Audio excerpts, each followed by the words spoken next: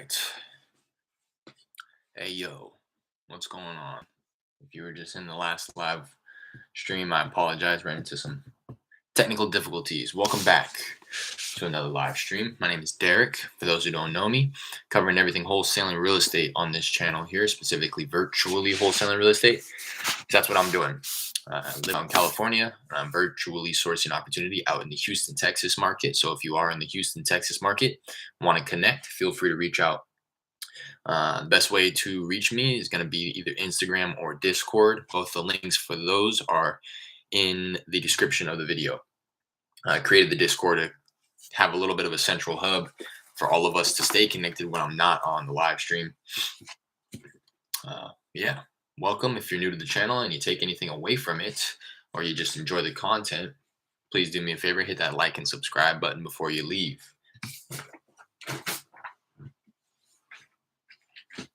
Today I'm gonna be hopping on the dialer for a little bit. Just made some tweaks to my dialer. CallTools is the dialer that I use. I just kind of revisited some of the older campaigns that I hadn't touched in a while, reset it up so that I can call through those campaigns. I've been calling through kind of the same couple campaigns every time, and it seems like it's been running dry a little bit. I haven't been getting like the highest contact per hour as I'd like. I'm kind of falling below double digits here. I'm not even really able to be getting 10 per hour, which is low in my standards at least.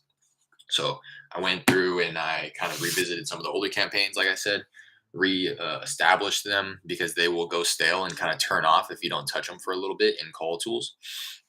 And then what I also did was I went in and I increased the number of lines that I'm dialing off of for all my campaigns so that I can hopefully connect with a couple more people, on a per hour basis. At first, I've been kind of lowering the number of lines that I'm dialing off of to like 3, 4 max. What's up, Jared? That way I can reduce my abandon rate. I was getting a little overly cautious with that, though, I think, and that was reducing the number of people that I was actually connecting with on a per hour basis. So I went through all my campaigns again, kind of reactivated some of the older ones that I hadn't touched in a while, and I increased the number of lines that I'm dialing off of for all of my campaigns. So I'm gonna be jumping around today. I don't have any intention on like calling any one campaign, any one specific campaign, but rather just kind of jumping around and trying to connect with as many people as possible. Resituate myself here. Got my script in front of me. Got my notepad to take notes, my pen. I'm dialing off of CallTools, so I don't actually need my phone. It's a predictive dialer, not an analog dialer, I believe is what the others are called, where you actually have to dial in. The old dialer that I used was Mojo, and that was the case. You actually had to have a phone to call in. But for CallTools, I just need to connect via the internet. And then I'll be speaking through my computer here. So let me reload the screen here. Something else that I wanted to do. I've been getting texts back from campaigns that I've sent out like a while ago. Some texts have been coming in like really after the fact. Like somebody just texted me last night saying not selling it. And that came 5 days after the last text that I had sent out. And what I like to do is first disposition this person, not interested. And then I like to find them in my dialer so that I can remove them and not waste my time calling them because they've already texted me saying that they're not interested. Only takes me a quick second to do that, and I feel that it's worth my time. Some people may not do that. Some people who are doing it at scale figure that they can just go ahead and call them as well, and that's not wasting too much of their time. As opposed to doing what I just did right now and just remove them from my dialer. Dispose them, mark that conversation as read. I feel like something. So some of these other texts are going out as well. So in my text campaign, they'll get texted and ringless voicemails for the first 3 days. And then if they don't respond to that, then they're going to get like a text 5 days after that. If they don't respond to that, they'll get another text like 7 days after that. So it looks like some just went out a couple minutes ago. So maybe I can get some text back with these as well. But Somebody else had texted me, and I'm trying to find it. Oh, that one, it said stop. So the system automatically picked up on that, marked it DNC, removed them from the campaign. But that's not somebody who I'm necessarily going to remove from my dialer, because I don't really even know if that's the real the person that I'm wanting to get a hold of. Whereas the other person texted me back and they were like, I'm not selling this. I'm not selling the property. So I can kind of safely assume that that was the right person, and that they're not interested in selling. Hey, yo, what's going on, Drew? What's going on? So let me hop back over to the campaigns. I'm gonna go through. I'm gonna kind of start calling through the campaigns from the ones that have the least amount of people, all the way up to the ones that have the biggest amount. So like this one, I only have two people to call through. I only have two people to call through because I've called through this campaign so many times that my live filters, I think is what it is, on CallTools, have kicked in. So it's like you've called every other person, I think 8 times or something like that, to the point where now they are removed from the campaign if they don't answer after calling them so many times. Depending on how you set up your campaigns and your live filters, then they're just going to go ahead and get removed from the campaign if it's run its course, essentially. So this one, so I have one that I've completely exhausted. It has 0 contacts remaining. So obviously can't call that one. I'm going to hop into this one real quick and just kind of burn it out. It has 2 people to call through. I doubt that I'm going to connect with either one of them, but just in case, like I said, just wanting to run its course, might as well. Let me take me a quick second. Make sure that my volume's on.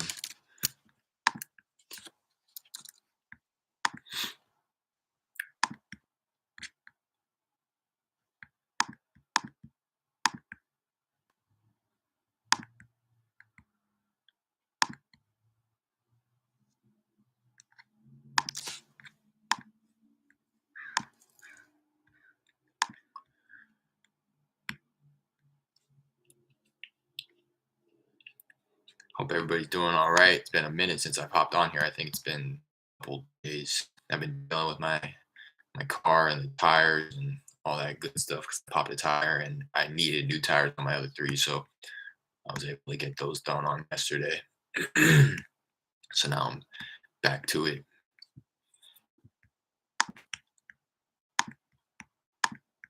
All right, give it like 5, 10 more seconds. Just make sure that it has dialed all the numbers associated with those 2 properties, which I do believe it has. So I'm going to exit that, and I'm also going to hop back over to my manager dashboard within my dialer, go over to the data contacts. And I've been going back and forth with a couple people. I tend to forget. Not only do I want to remove the people who text me back saying that they're not selling it, but I also want to remove the people from the dialer who say, who were going back and forth and had a little conversation, shown slight interest, because I don't want to call them and say, hey, just wanted to give you, and act like this is the first time that we've talked. That's actually what prompted me to do this in the first place. Is I accidentally called somebody who I was texting, like a lead, like a legit lead who was interested in selling, and we had gone back and forth through text for quite some time, talking numbers and all that. And then I called him as if it was a cold call, not knowing that it was somebody who I was texting. And he was like, "Yeah, I mean, we've talked, Derek. Like, you were supposed to call me like next week or something like that." And I was like, "Oh," and I kind of played it off, but that's what prompted me to do this. So this woman, she's pretty much not interested. I'm gonna mark her as high asking price. I ran the comps on this. She said $200,000 and we can talk. It's not too unreasonable, but it's just the way that she's talking. And then I said, okay, does the place need any major amount? Kind of started to pre-qualify her on the condition, and she didn't answer. So what I need to do is set up a campaign for high asking price. I have that here. I still need to do that. That way I can kind of just drop her into a follow-up campaign so that it's hands off, and she can get texted every so often and say, hey, just wanted to round back, because 200,000, again, it wasn't like too crazy. I think that was probably ARV. So I was going to need it for something significantly less, like nothing too crazy less, but probably like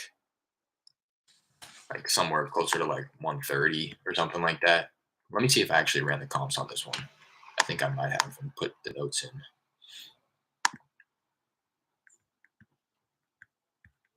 I ran comps, but I didn't come up with ARV for some reason. I didn't add that note. Um, Whoa, 10 DLT registration now live. Big ol' update on batch leads.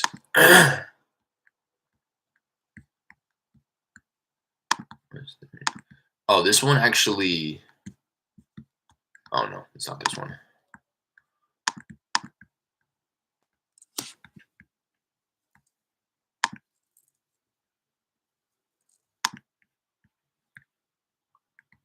This one.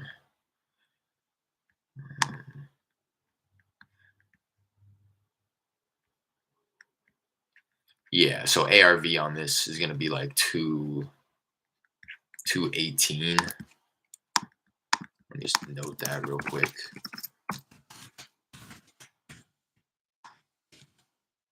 Um,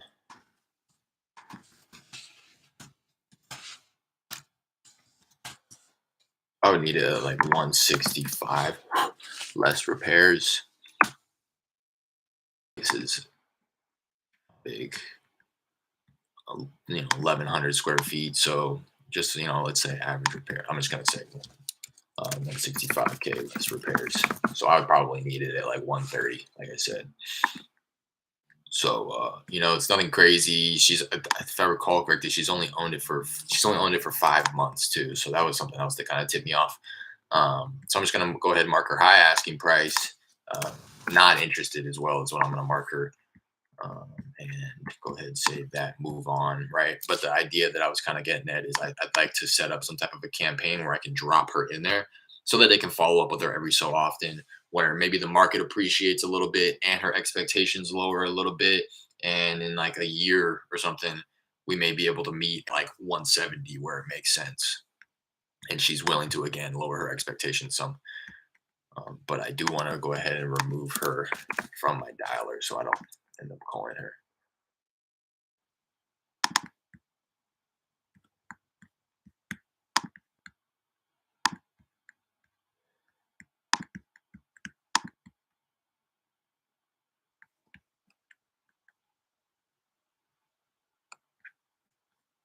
That was the only person that I wanted to do that for. So let me hop back over to my agent dashboard within CallTools and start calling through the next. So Harris County vacants is the next lowest one. I only have 54 properties in here, so let me go ahead and hop in there. And I'm calling everybody off of at least 4 lines at this point, if not 5, in hopes of increasing my contacts per hour.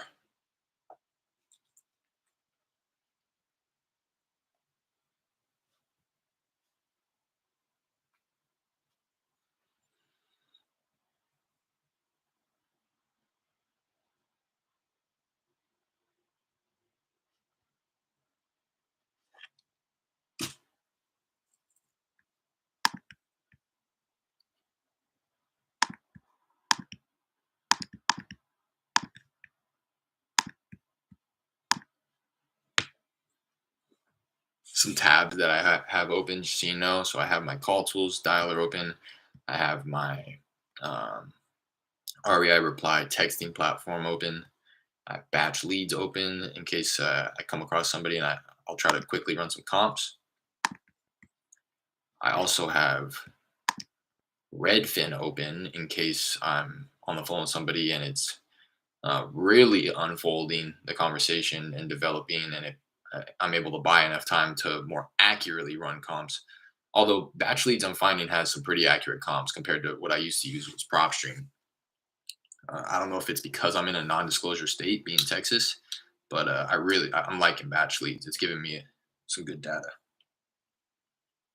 So in the past, when I was using PropStream, I used to use PropStream to kind of quickly run comps, and then again, if the conversation was going on for quite some time and I was able to buy myself enough time, I would like to run comps on Redfin because I found that they had a little bit more data for me and I can more accurately run comps.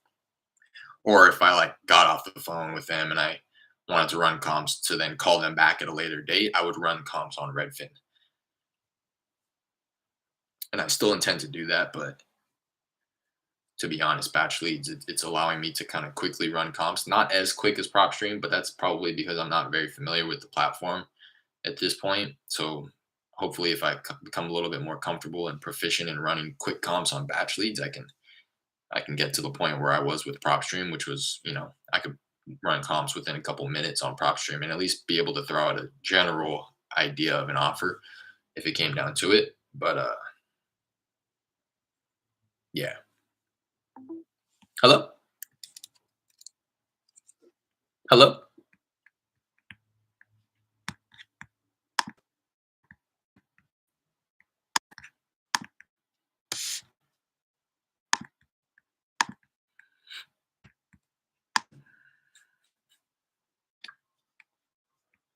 For dollars earlier today.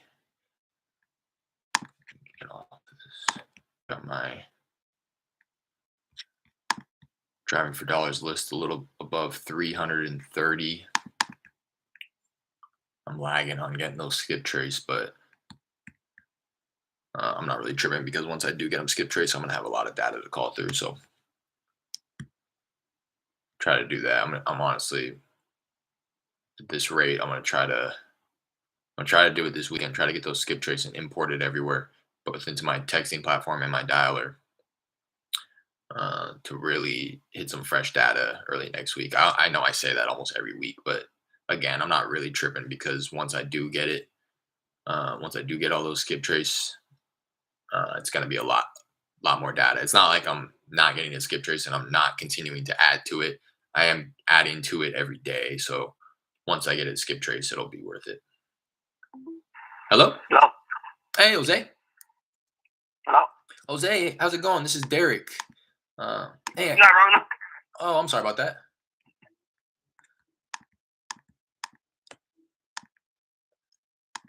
All right, a couple more people to call through on this campaign. Just a handful more. So again, I know I say this a lot too in using CallTools. I've discovered this when you're on the dashboard dialing, it'll give you a red bar across the top when you're calling through the last few leads. It'll say, "Hello, Hello, bendiciones. hi, is this Miss Beleza?" No. I'm sorry, I have the wrong number here. It'll let you know. It'll say this campaign is out of leads. Dial.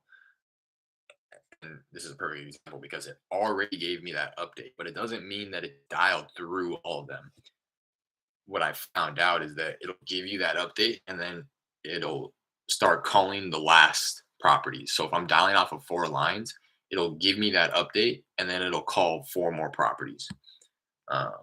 So just a little tip there. If you are using CallTools and you get that red bar across the top when you're finishing your campaign, let it breathe for like another 30 to 60 seconds just to call through those last few properties. Because almost every time I get a hold of somebody after I get that notice. So I'm going to give it like another, 10, 20 seconds here. See if I connect with anybody else. I haven't had time to cold call. Been busy putting up signs on windows. Yeah, I see you. See that. You got any calls from those yet? I'm so interested to see how that pans out. All right. That's that. Finished calling through those. I'll be right back. I'm going to use the restroom real quick.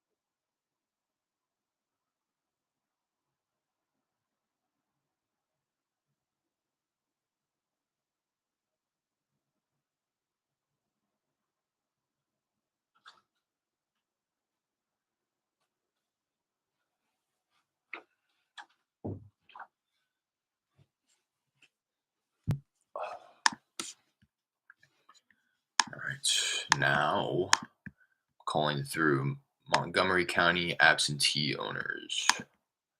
And I really didn't intend on getting too many contacts on these. Again, I'm just wanting to exhaust them because there's no point in me setting up all the settings in the back end if I'm not going to see it all the way through. It's only taking me a quick minute to do so, and in my opinion, it's worth it um, if I get a hold of somebody.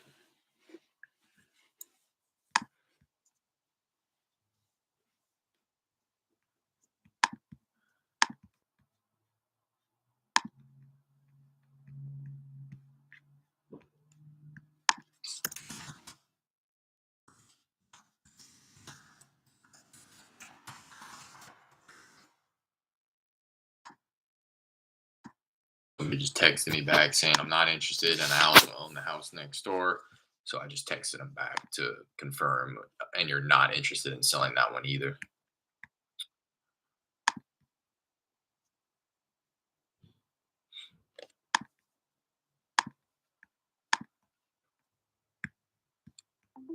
Hello? Welcome to Eden Industries.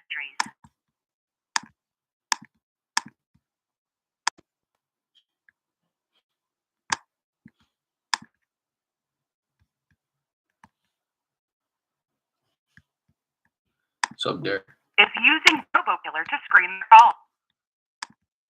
Anybody who screens their calls, I'm going to go ahead and not connect with them anyways, because I'll just give them the, you win.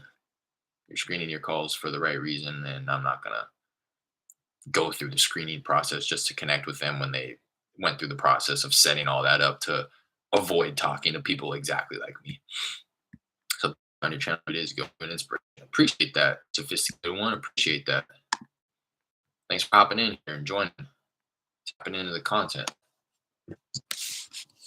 You wholesaling yourself? If so, let me know kind of where you are in your process and what market you're farming leads in. Want to learn a little bit about you. I have small handful of subscribers that hop in here pretty consistently, and I feel like I know a lot about them. I don't have so many subscribers where it's like I don't know everybody, so I'd love to learn about you and figure out where in the process you are. Appreciate you again for hopping in here and saying that. It means a lot.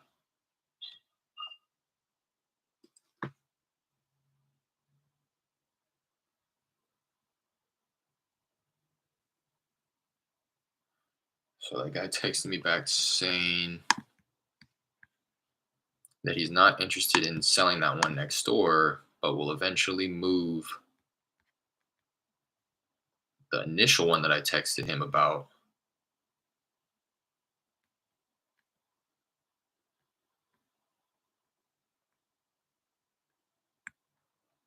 Not really understanding what he's saying here. I'm gonna get to that in a second. I only got a handful of people left on this list here before I hop into the bigger list. My next smallest is 319 people, so I should be getting some contacts on that one.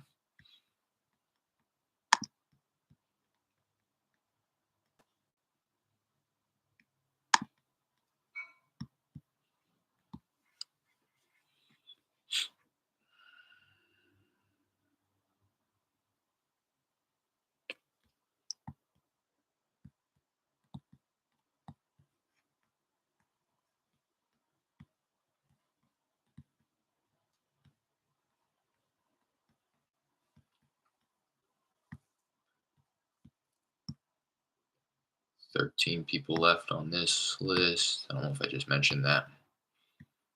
I see you just replied sophisticated one too. Give me a second. I'm gonna get to you.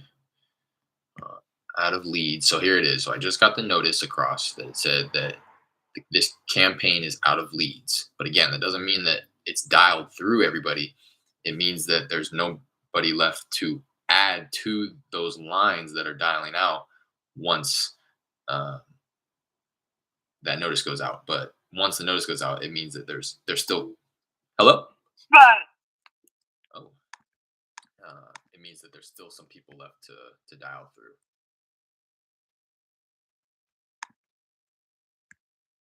So again, gonna give it another 10, 20 seconds. Dial through those last few numbers.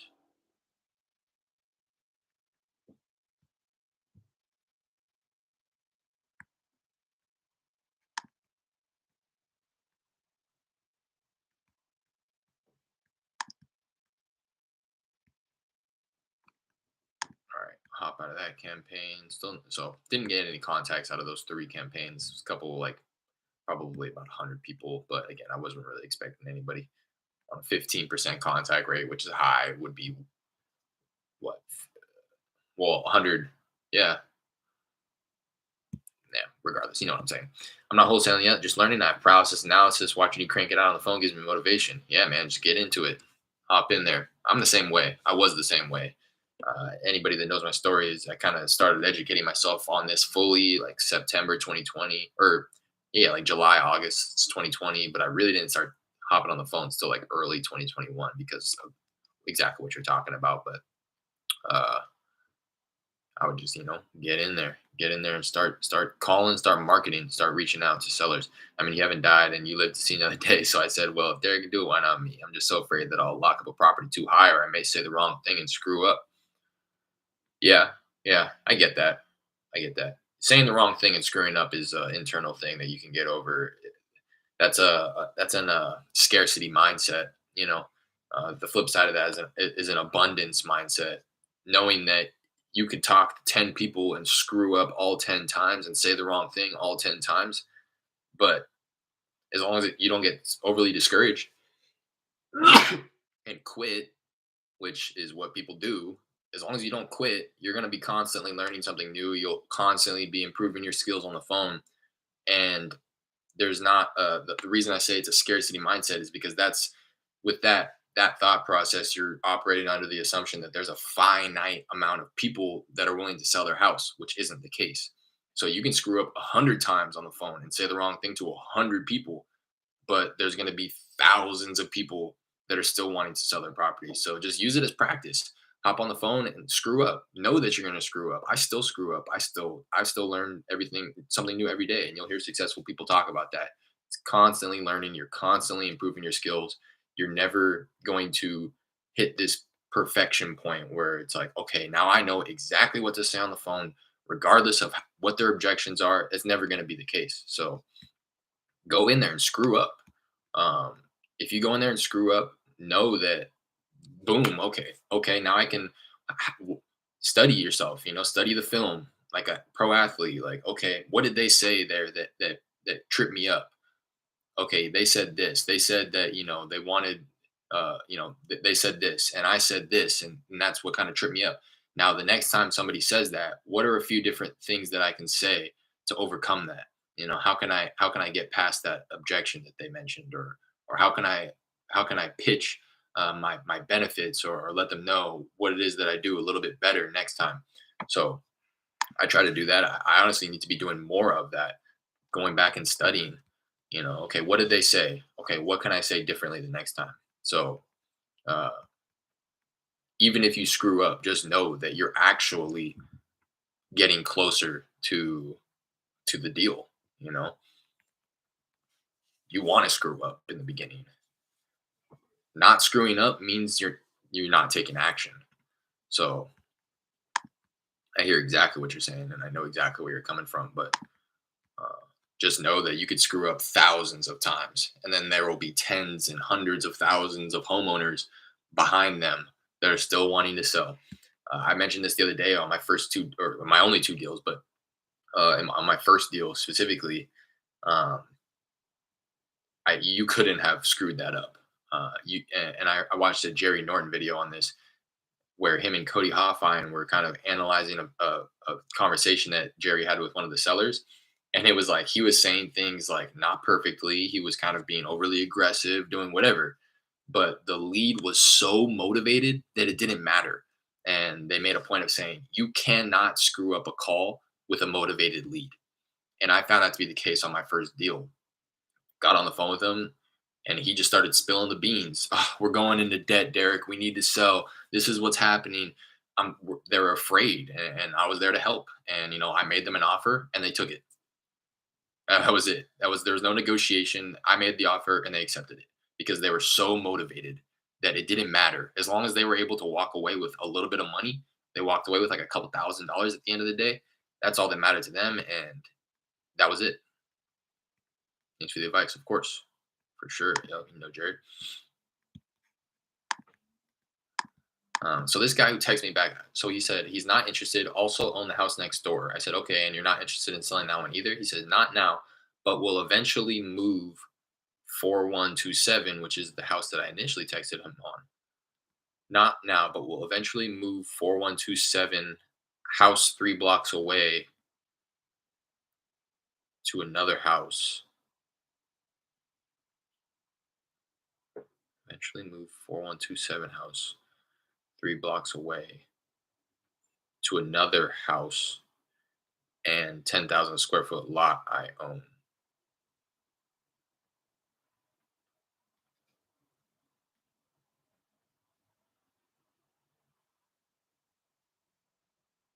I don't know if he means physically pick it up and move it there. I'm not really understanding what he's saying. There's so many moving parts. How do you keep your sanity? Do one thing at a time. Take it in bite-sized pieces. Who was I listening to yet? Or I was watching the Joe Rogan podcast about and he had a Navy SEAL on there about Navy SEAL Hell Week, budge training if you're familiar with it, and it's just like a week long. And he says the people who get through Hell Week are the people who are able to keep their world small. And he went to explain it by the people who it only lasts 5 days. It starts like Sunday evening and then it ends Friday evening, something like that. And he says for the most part, the people who tap out before Tuesday afternoon, or the people who make it to Tuesday afternoon, will make it all the way because they are able to keep their world small. They understand that they're taking it in bite sized pieces. He says that he knew when he went through it that they had to feed them every 6 hours.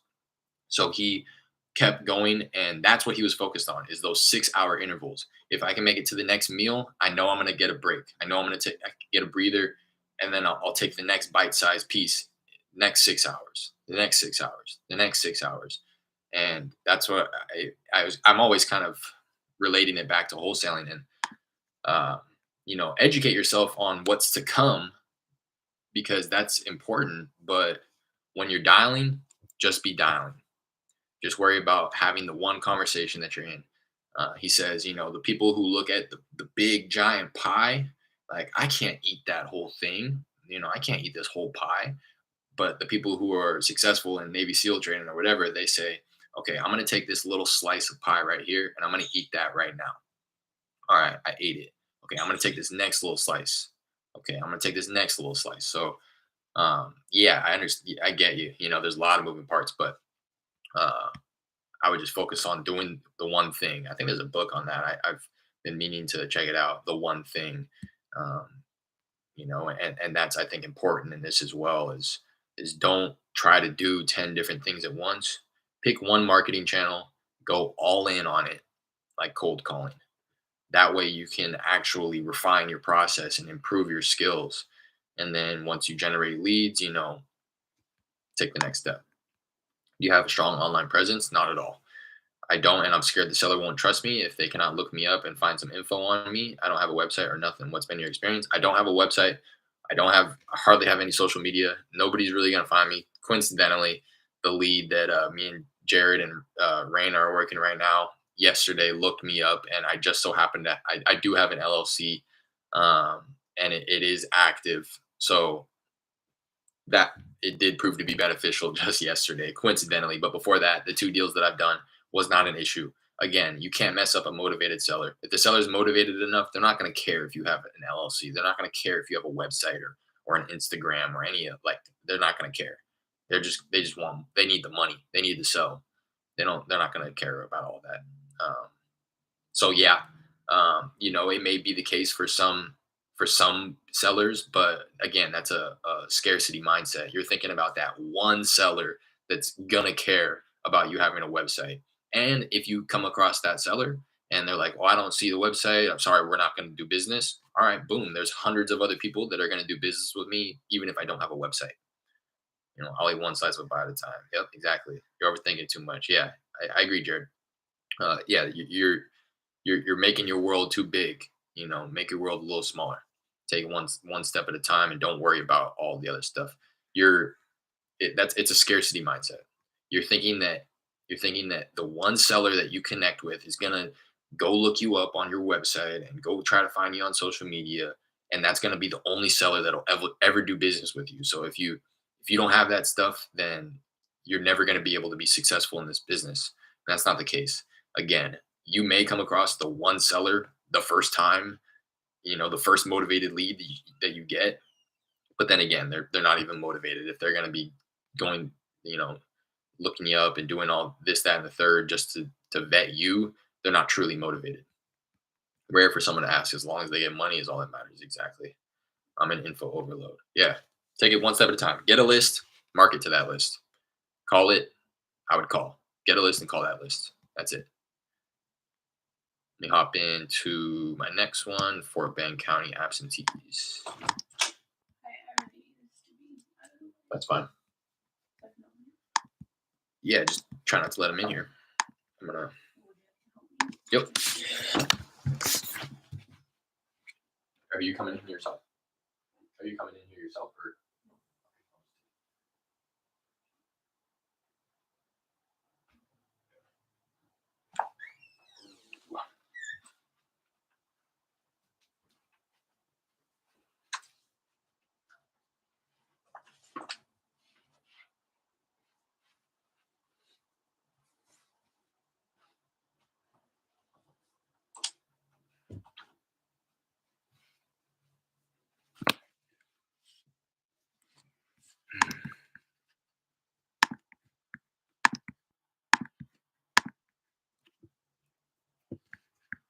What market you planning on hopping into? Sophisticated.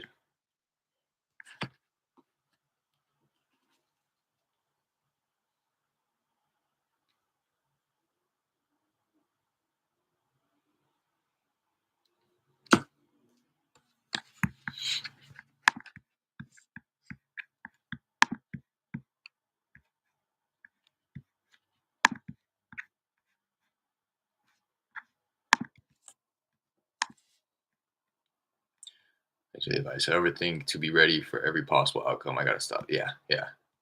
Like I said, yeah, what's gonna happen is that you're gonna run into something. You shouldn't be. It's so rare, like Jared said, that those things happen and those things come up. So don't try to prepare for it because it's gonna be few and far between. When it does happen, just know that, man, that one's not gonna work out because this seller, uh, asked for this, and I haven't gone through the process of setting all that up, uh, or not even setting it up. Like I wouldn't worry about any of that stuff, man. Hopefully, I can connect with some people, and you can. I mean, it sounds like you've been watching some of my videos, so the, I can count on one hand the amount of times somebody's asked for a website or yeah, any of that type of proof of funds. Same thing. I can count combined. I can count on one hand the amount of times that somebody's asked for a proof of funds or a website or some type of vetting, and the people who have asked for that stuff didn't end up being deals because they weren't motivated.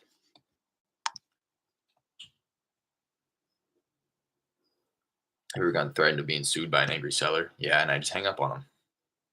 There's no way to track it back to me. I'm not giving them my company information right in the beginning. I'm not the number that I'm dialing off of them is a dummy number, just a caller ID that I bought on CallTools. So there's no way that they can track it back to me. You just got to be careful. Hello? A little late.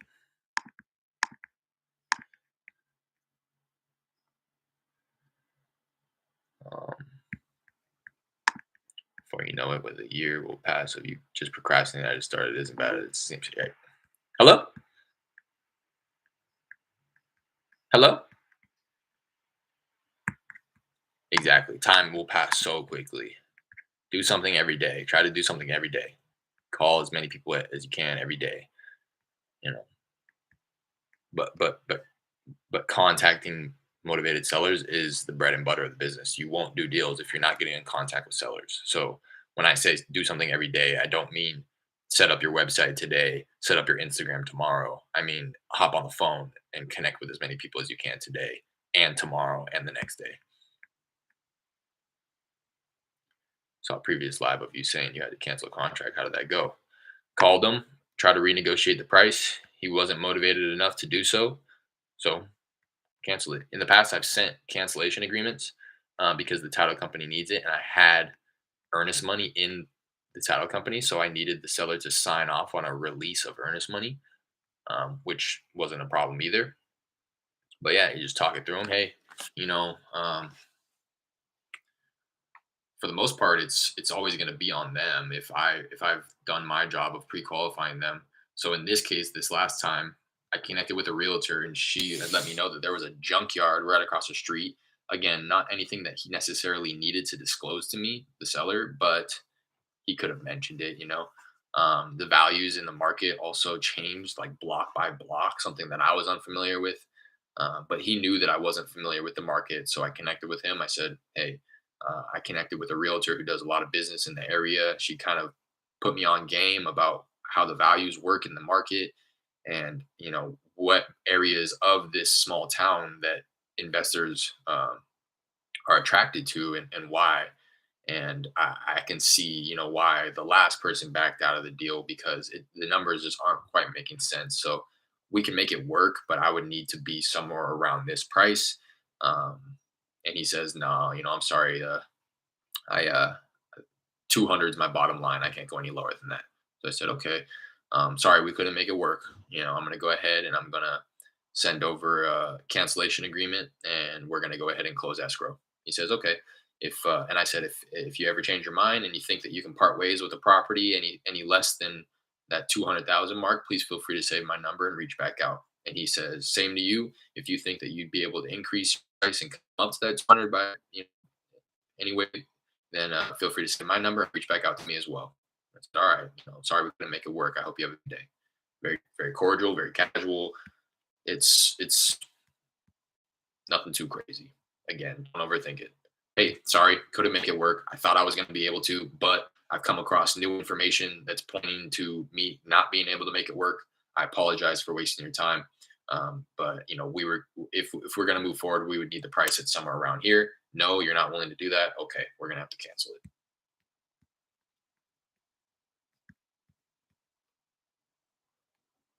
I don't say it as bluntly as I. Mm-hmm. Hello, hello, Yeah. hi. Can you hear me? Mm-hmm. Hi, is this Miss Otto? Mm-hmm. Hi, how's it going? This is Derek. Hey, I was calling you about a property I believe you own on Steffick Street. Listen, take my phone number from your list. I don't want to talk to you. I don't want you to call me anymore. Bye. Okay, thanks for your time.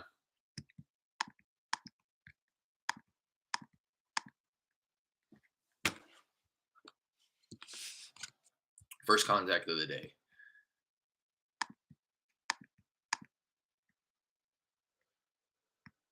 I don't even want you to worry about canceling a contract, though, sophisticated one. I want you to worry about getting a contract. Not to say that you shouldn't be, don't just lock up a contract because somebody wants to sell. The numbers have to be accurate. The numbers have to be there, right? So understand values and valuation and coming up with an offer price that's going to make sense for you. I thought that the offer price was going to make sense for me. It wasn't just willy nilly me agreeing. It was his price, and we didn't negotiate, and I was almost there, but there was just no spot on it for making any money. I probably could have found a buyer that would pay exactly what I got it for on the high end, um, meaning like the buyer would have gone to his top dollar, and I would have just been breaking even. So again, that's why I wanted to go renegotiate the price. So I take it back about just going aggressively trying to get a contract. I want you to go get a contract and not worry about canceling the contract before you even get one, but make sure that the numbers are there, and that you have a spread there to where you're going to be able to find a buyer. But after you understand values and kind of realize like, okay, yeah, this is a deal. That's the biggest part, is knowing, is this a, deal or no deal? Is this a deal or not? And then the contract, if it is. Don't force it if it isn't. Don't waste your time trying to force it if it isn't. Like I wasted time on the last deal. Again, I didn't know that wasn't a deal until I got opinions from. Hello, Yeah, hello? hey, Mr. Dixon. Not exact. Who's calling? Oh, I'm sorry. My name is Derek. I was looking for the owner of a property on Lake Trail Drive. Do I have the right number here? Are you interested in buying it? Possibly, if you're interested in selling. Fuck off. Oh, okay. Oh,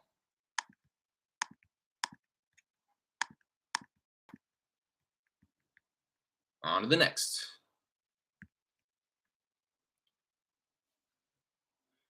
Gonna start wholesaling next week. What do you mean? You're gonna start reaching out to sellers next week or what?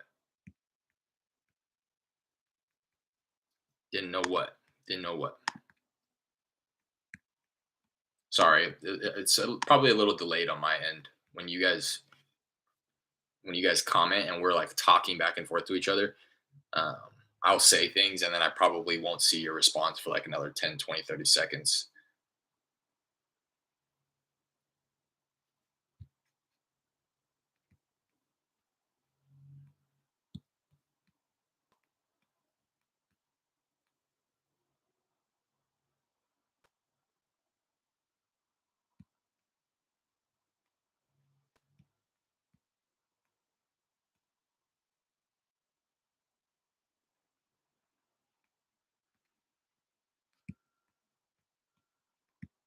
He said, not exactly. I'd imagine that maybe they were divorced or something because I have a woman on title here and her last name was Dixon. So I approached him as Mr. Dixon and he was like, not exactly.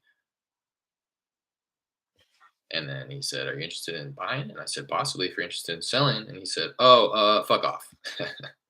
Hello? Damn. So this is one that was a mistake as well. I need to go in. This gentleman I've already connected with. I'm talking with him, the lead of mine.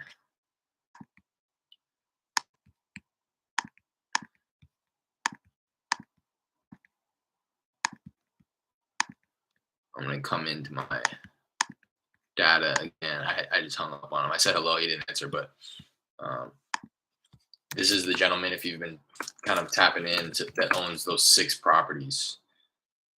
And I have him listed right here. Go ahead and mark him not interested within my dialer because I'm following up with him on my texting platform and on my cell phone. I'm just calling him off my cell phone. But that's definitely somebody who I'm not wanting to say, hey, are you interested in selling your property? And he's going to be like, Derek, you know, while I'm in here, I'm going to go ahead and take this guy off my dialer as well. The guy who's texting me back. I'm not really understanding what he's saying, but he did let me know that he was not interested in selling.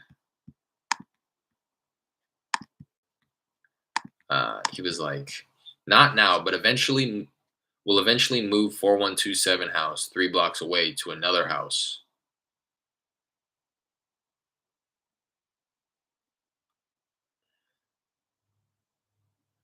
And 10,000 square foot lot I own. I'm going to say, I'm sorry, I'm not quite following. So eventually you'll be interested in selling 4127 and a vacant lot as well that you own. So eventually you'll be interested in selling one a vacant lot as well that you own. And would be a good time to follow up with you about those. go ahead and remove him from the dialer as well. I'm gonna hop back over here, back to dialing.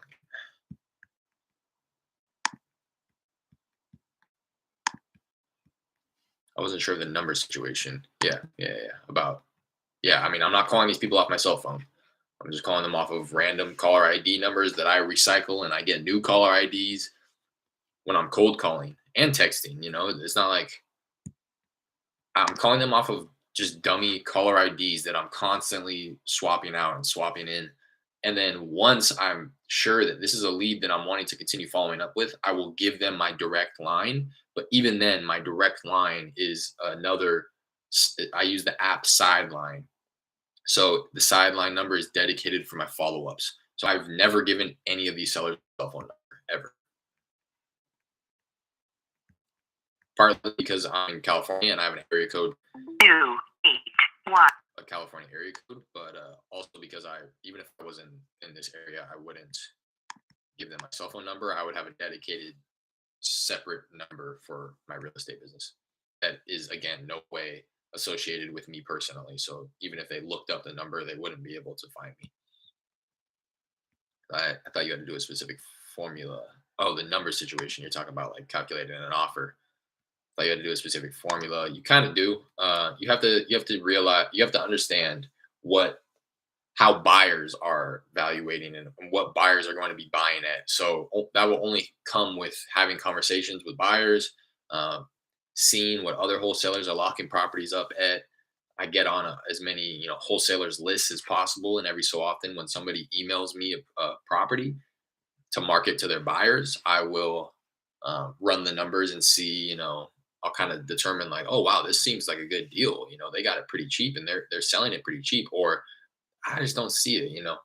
So the only way you're gonna really find out, it's because it's gonna differ from market to market, is just kind of being in the loop, getting in that conversation and realizing, talking to buyers and saying, hey, what would you pay for a property like this?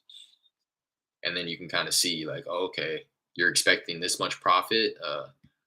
So I do use a formula, but it's still just like kind of a general to get me in the right area. So basically, can I just use comps and subtract what you want to make from the deal? Not quite.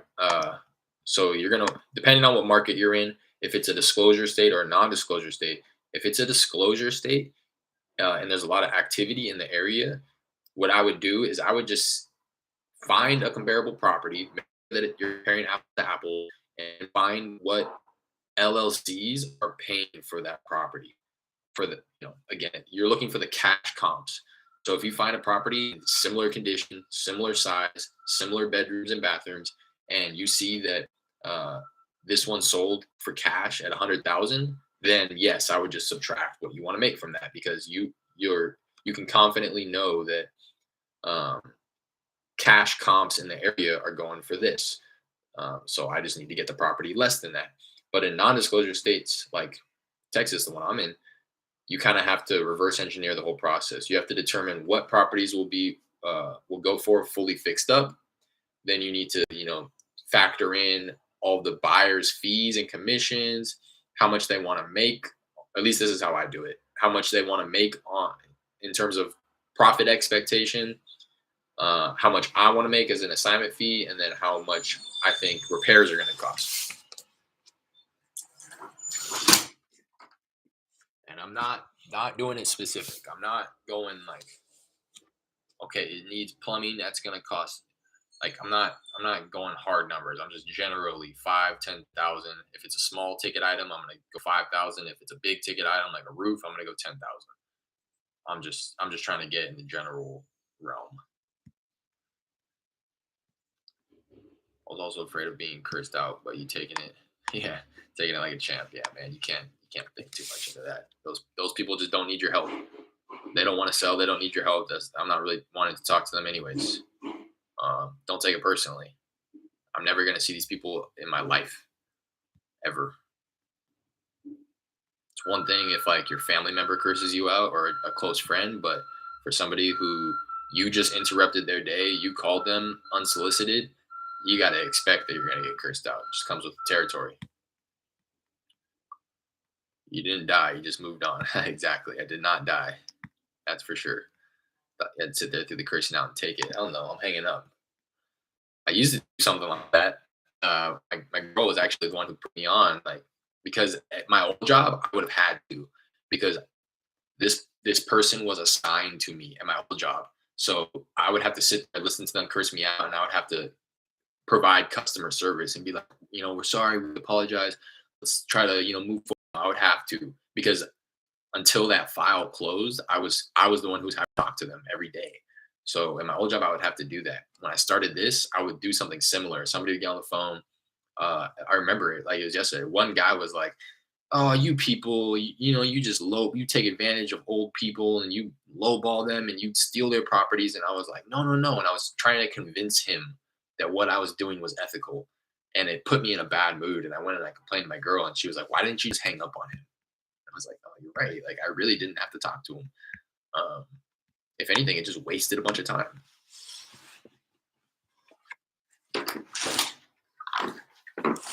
And it put me in a bad mood that prevented me from calling more. So yeah, people like that, I'm hanging up on their ass. I'll let them. Sometimes I'll give them a little second to vent or whatever, but I'll just keep the vibes high and say, "Oh, I'm sorry about that. Thanks for taking the call, anyways." Click. You can just hang up on them. Yeah, good to know. Do you recommend Google Voice? Yeah, so I have Google Voice as well. I just don't know uh, if I even really need it anymore because I'm using the sideline. So Google Voice, because I ran into an issue where I was using my Google Voice for my follow ups, and then it started to get flagged as spam. Whereas I was trying to really use that for like my quote unquote cell phone. So now what I'm doing is I am I have caller IDs. I have like three or four caller IDs on my dialer that again I recycle through every so often. I have three or four numbers that I text off of that I recycle through, get new ones all the time. But if I ever generate a lead off of both either my dialer or my texting, and I pre-qualify them enough to the point where they're like, okay, they're a warm lead, and I intend to follow up with them, I will give them my sideline number, and I will follow up with them off of my sideline. If it's a smoking hot lead, and we're talking about signing a contract, then I'm going to go ahead and provide them my Google Voice number, which is what I'm telling them is my cell phone. Um, so it's kind of like tiered.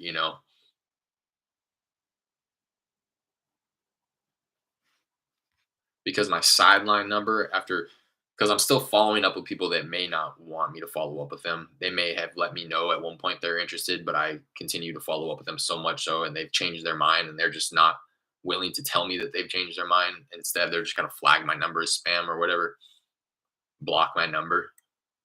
So eventually, my follow up number will be flagged as spam, like my Google Voice number did. So I'm cool with going ahead and uh, recycling that sideline number as well every so often, because that number is for the most part is just used by me as outbound follow up. Very rarely does anybody contact me on that number, because if they were to ever contact me, they're likely a hot enough lead where I should have given them my Google Voice number.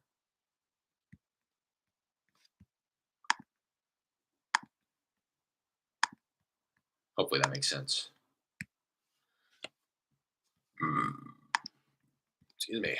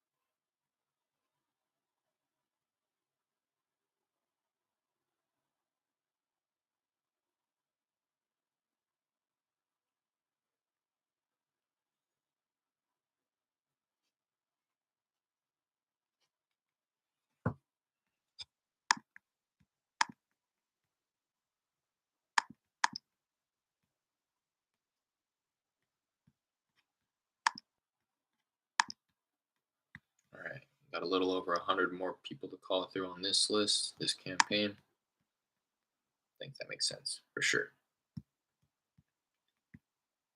And that's just gonna come. It's just part of the game, you know. Again, just know that if you intend to do this for years and really build out a business, there will be hurdles. You know, like I've had to swap out my Google Voice a few times because it started getting flagged as spam, and then I learned about the Sideline app, and then I started to implement that. You know, it's gonna be you're gonna be constantly evolving and constantly learning new things. So don't go after perfection before you just start. A number of times somebody has told me, "Hey, your number popped up as spam," but they still answered the call and told me that. You know, so don't trip. Yo, what's up, bro? What's going on, Cameron? Thanks for tapping in here. Appreciate you. Is Mojo worth the extra cash? Um, if you have the money to spend, I would get a dialer for sure. You're going to be able to reach significantly more people than if you were hand dialing. But if you don't have the money to spend, don't let that prevent you from reaching out to sellers and just go ahead and hand dial. I hand dialed. I still reach people. I would just make a set a goal for yourself. Like I'm gonna call when I we were doing that. I was with my partners and we each it was me and hello. Hello? Hi, Maria.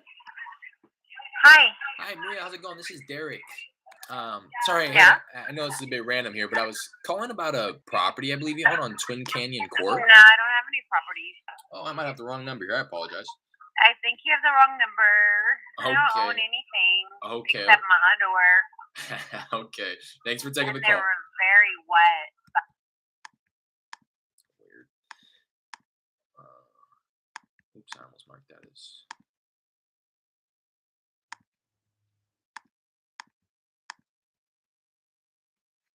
Weird ass lady. Uh, yeah, yeah. Again, I would just set yourself a goal. When I started, it was me and two other gentlemen, two partners of mine, and we set a goal for ourselves. Like each of us were going to reach out to 50 properties a day, meaning that, you know, if you're skip tracing it and you're getting 3 to 4 numbers, I wouldn't call any more than 4 to 5 numbers when you're starting out per property. Um, when you skip trace, it's going to send you up to 10 phone numbers if you skip trace with batch skip tracing. Shameless plug. If you are going to use batch skip tracing, there's a link, an affiliate link in the description here for you to check out. I will get paid a little bit of a commission. I'm not sure how much. Nobody's ever used it, but I do recommend batch skip tracing. That's who I use to get my phone numbers and my data. They'll give you up to 10 phone numbers, up to 3 emails, all the information that you need in order to reach out to them. And I would take up to no more than the first 4 to 5 numbers. So if you're going to be calling, let's say 4 numbers, and you set a goal for yourself to call 50 properties a day, that means you're going to be dialing 200 numbers, up to 200 numbers. Um, but it's going to be less than that because sometimes you're going to get a hold of them on the first phone number, so you don't have to call the next 3. So set a goal for yourself. You know, call 50 properties a day, 4 numbers per property. If it takes that many dials, and you know start tracking how many people am I getting a hold of every 50. If every 50 properties, I would say you should be getting a hold of anywhere between 5 to 10 people of the correct people, the homeowners that you're looking for. Hello. Hello.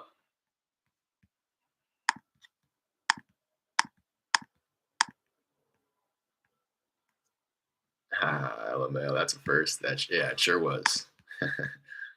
What did she say? Rewind. Weirdo. She was talking about her. She was trying to be sexy or I don't know what she was trying to do. To be honest, she was trying to make me feel uncomfortable by talking dirty. But to be honest, it was kind of just nasty. I can only imagine too. I'm trying to get a whole. I'm not even gonna say it.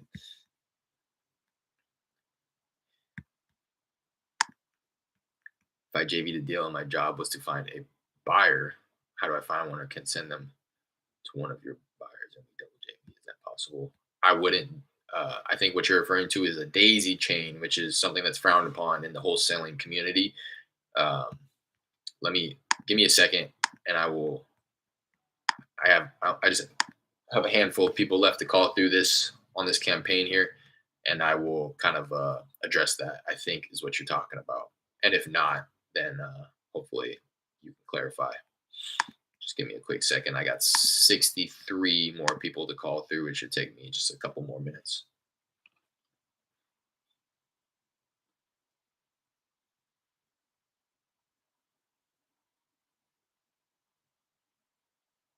This guy's telling me to follow up for those properties December 2023, like 2 years from now.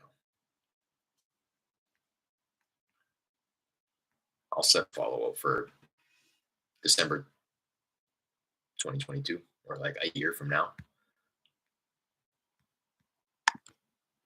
Again, just kind of rule of thumb. If they're going to tell you anything beyond like 2 weeks to follow up, cut it in half. And I say anything beyond 2 weeks because if they're going to say call me next week, don't call them in 3 days. You're going to answer. They're going to answer and say, "Didn't I tell you to call me next week?" But 2 weeks again. Don't call them in 1 week. I may call them in like 10 days instead of 14. But anything beyond that, if they're going to tell you follow up with me in a month, call them in 2 weeks. 6 months, call them in 3 months. Things change, and you'll learn that you'll miss out on deals and opportunities because you don't cut that time in half. So this guy's telling me to essentially call him in 2 years. I'm going to call him in 1 year.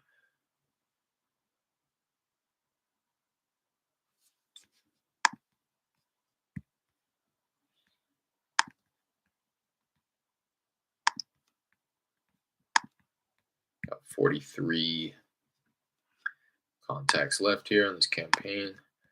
Again, I knew that these weren't going to garnish a high contact rate here. But again, just for the sake of burning through the data that I do have in here and seeing through the filters that I've implemented on the back end to call them so many times. But I'm learning now that may be too many times, to be quite honest. I may go in and for my future campaigns, my future live filters, I may not dial through so many times because at this rate, it's almost not worth my time. Even if I do get a hold of like a couple people that say, even if I do get a hold of a couple people, the way that the numbers work, I would have to get extremely lucky for those few people, any of those people to be hot leads. Hello? Hello? Hi, Raina. Raina, how's it going? This is Derek. Hey, I was calling you about a property I believe you own on Faulkner Ridge Drive. Those people I mark not interested, contact made. Unless it was another Raina, but I'm going to go ahead and operate under the assumption that it was the Raina that I was looking for, and she only hung up once I mentioned the property. So I marked those as not interested, contact made. Hello? Hello? Press 1 now to continue this. Anytime it prompts me to do anything like a pre-screen, like, where you have to like say your name or something like that before it connects you or state the reason for your call, I just mark those as wrong numbers and get rid of them. Again, I mentioned this earlier today, but if they've gone through the hassle of setting that type of screening up ahead of time, 281. They're trying to screen out the people like me who are calling them. So I don't want to go through that screening and then them answer and be like, hopefully that makes sense. That's the reason that they're setting up all that screening is because they don't want to talk to people like me. So I'm not going to waste my time going through all of it. I can just hop on to the next call. Appreciate you guys being in here. See, there's a couple people that are joining here. Do me a favor, hit that like button before you leave. Appreciate you guys.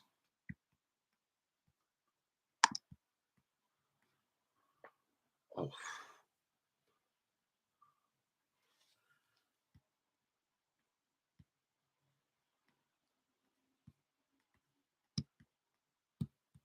It's pretty clear. I just said this, but it's pretty. Hello? Hello? It's pretty clear that I'm the list is dry. I've pretty much milked it. I'm hardly getting a hold of anybody. and it's because I've called through it so many times. So, but again, now I know, and I will, moving forward, edit the live filters so that I'm not calling through so many times, or whatever it's called on CallTools. There's a lot of moving parts on CallTools. It's either live filters or um, what else do they have? I'll show you. I'll, or not show you, but I'll tell you in a second. About 2 more minutes, I should be done with this campaign.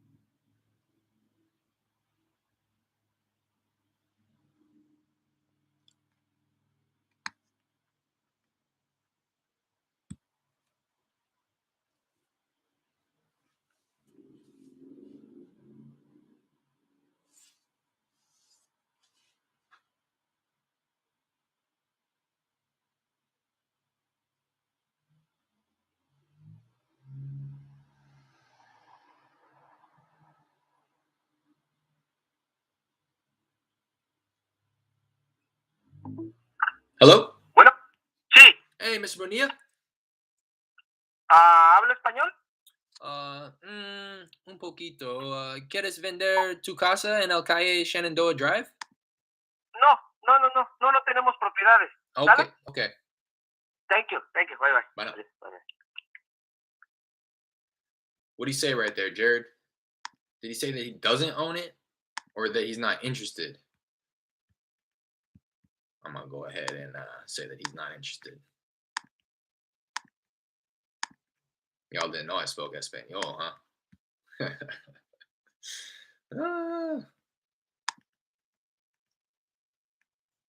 Do any deals in Cali? No, not yet. That's the goal, though.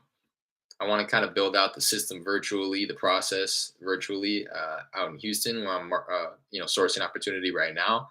But the goal is to, for me and my girl, the goal is to move from the, Northern California down to San Diego, and then I've always kind of envisioned that when we go down there,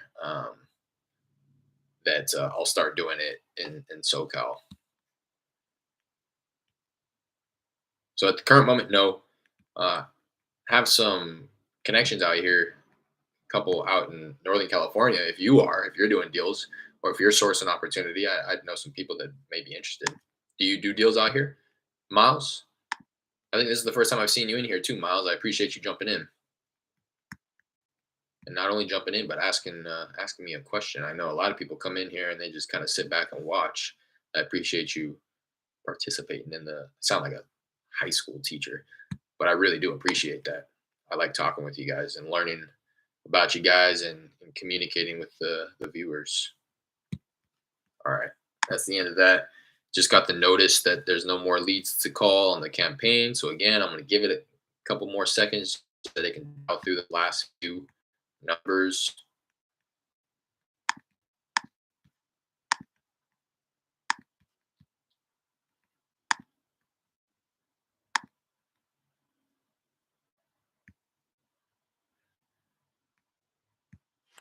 I think we're good. I didn't forget about you either, Cameron and Sophisticated One. I just want to go a little bit more deep into your questions there. All right, let me hop off. All right, just dial through that campaign. So, Cameron, if I JV'd a deal and my job was to find a buyer, how do I find one or can send them to one of your buyers and we double JVs? Oh, okay, I see what you're saying. But yeah, that would be like daisy chaining the deal.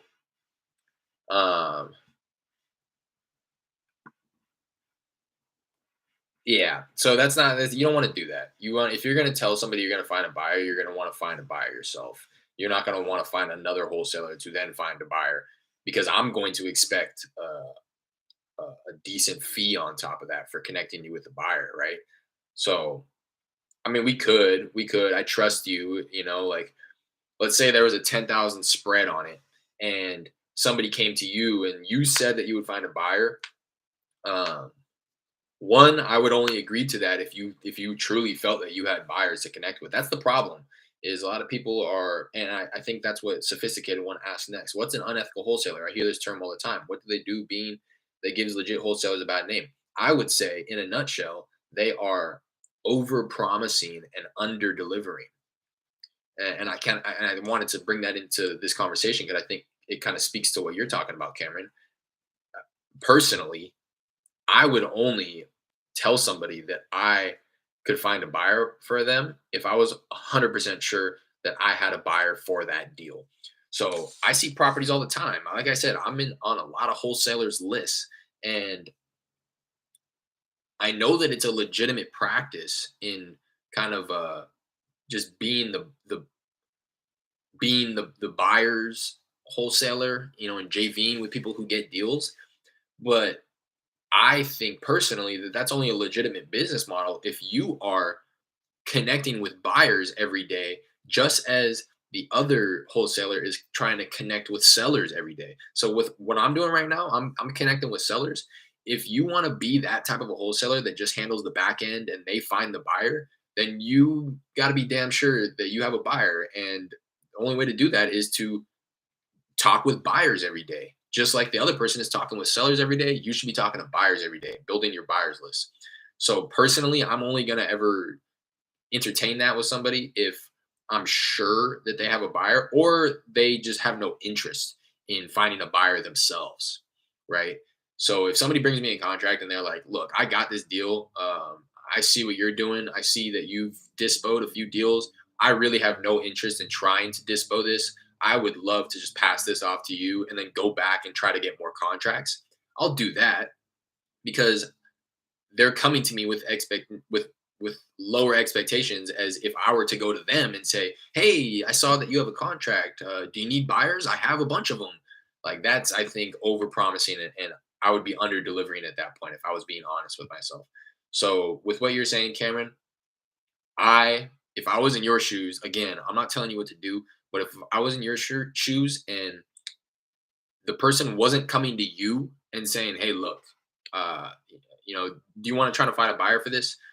Because I really have no interest in doing that. I just want to go back to calling more sellers. I want to try to go get another contract. If that isn't the case, and you are reaching out to them to say, "Hey, do you want me to help you find a buyer?" Then one, I would just be as transparent as possible and tell them, "Hey, look, I don't have a specific buyer for this, but I can try my very best." Right? Just be honest and upfront. Don't overpromise and under deliver. Don't say, "Oh yeah, I got a perfect buyer for this," you know, and then you come to somebody like me to find a buyer. You know what I mean? Because I'm not the buyer. I would just be doing what you were supposed to be doing. So as long as you're being upfront about it, I think it's fine. Like if again, Cameron, in that situation, if you told the person, "Hey, look, I don't have a specific buyer, just so you know, I would be doing essentially what you could be doing and trying to find a buyer. I know somebody, Derek, who has dispoed a few deals in Houston. I know that he has a good handful of buyers. I could you know, try to go through him to find a buyer, and you would still be getting 50% of the deal. So, like I was gonna say, um, in that case, if there's a $10,000 spread, the person who bought or got the property under contract, they're gonna be expecting 5,000 regardless. And if you came to me and you said, "Hey, there's 5,000 up for grabs. If you want to find a buyer and split that," then you know that's something that we could talk about. But I would only feel comfortable with that if you were 100% honest with the person with the contract. Because what happens is what I'm referring to as daisy chaining. They will Wholesalers will say, "Yeah, I'm the buyer," and then you assign the contract to them. Now the contract's in there. So let's say Cameron, you said, "Yeah, I'm the buyer. I'll buy the property from the person with the contract, or I'll essentially buy the rights to buy the property." And then now the contract's in your name. But really, what you're going to do is go find another buyer at a higher price. So let's say they got the contract at 90,000 and you agree, "Yeah, you know, I'll step into your shoes and I will buy the rights to buy that property at 100,000, which gives you a $10,000 assignment fee. But then you have it at 100,000, and now you go try to find somebody that'll pay more. That's a daisy chain, and that's what's frowned upon. Um, and it's like kind of essentially what you'd be doing in that situation, but not quite. So in that scenario, I would just be 100% honest. Don't over promise and under deliver. Don't lead the person to believe that you have a buyer in your back pocket or anything like that. In sophisticated one, there's a number of ways that a wholesaler can be unethical. I've mentioned a few just in my little rant right there. But I would say, again, in a nutshell, it's over promising and under delivering. I'm gonna start wholesaling next week, thanks to you. I was in my head thinking it's not gonna work, but you motivated me. Of course, sophisticated one. Hop in here and keep us updated. I'd love to kind of help guide you in the early phases. Again, this channel was never intended for it to be educational. Like I know what I'm doing and you don't.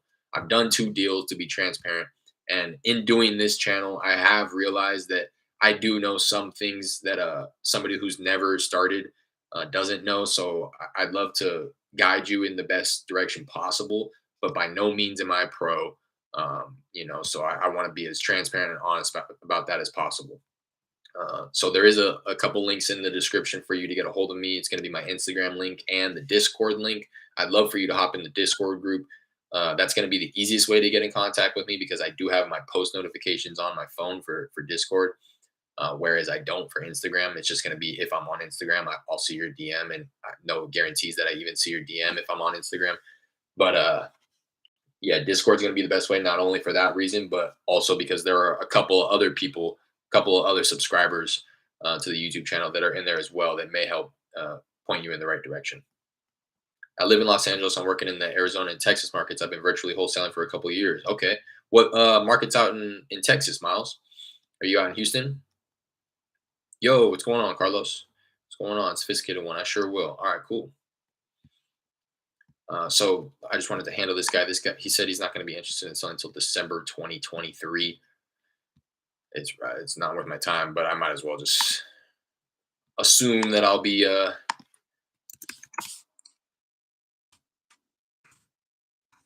doing it at that point. I'm going to follow up with. He's essentially telling me to follow up with him in 2 years. I'll follow up with him at the end of this year just to kind of round back.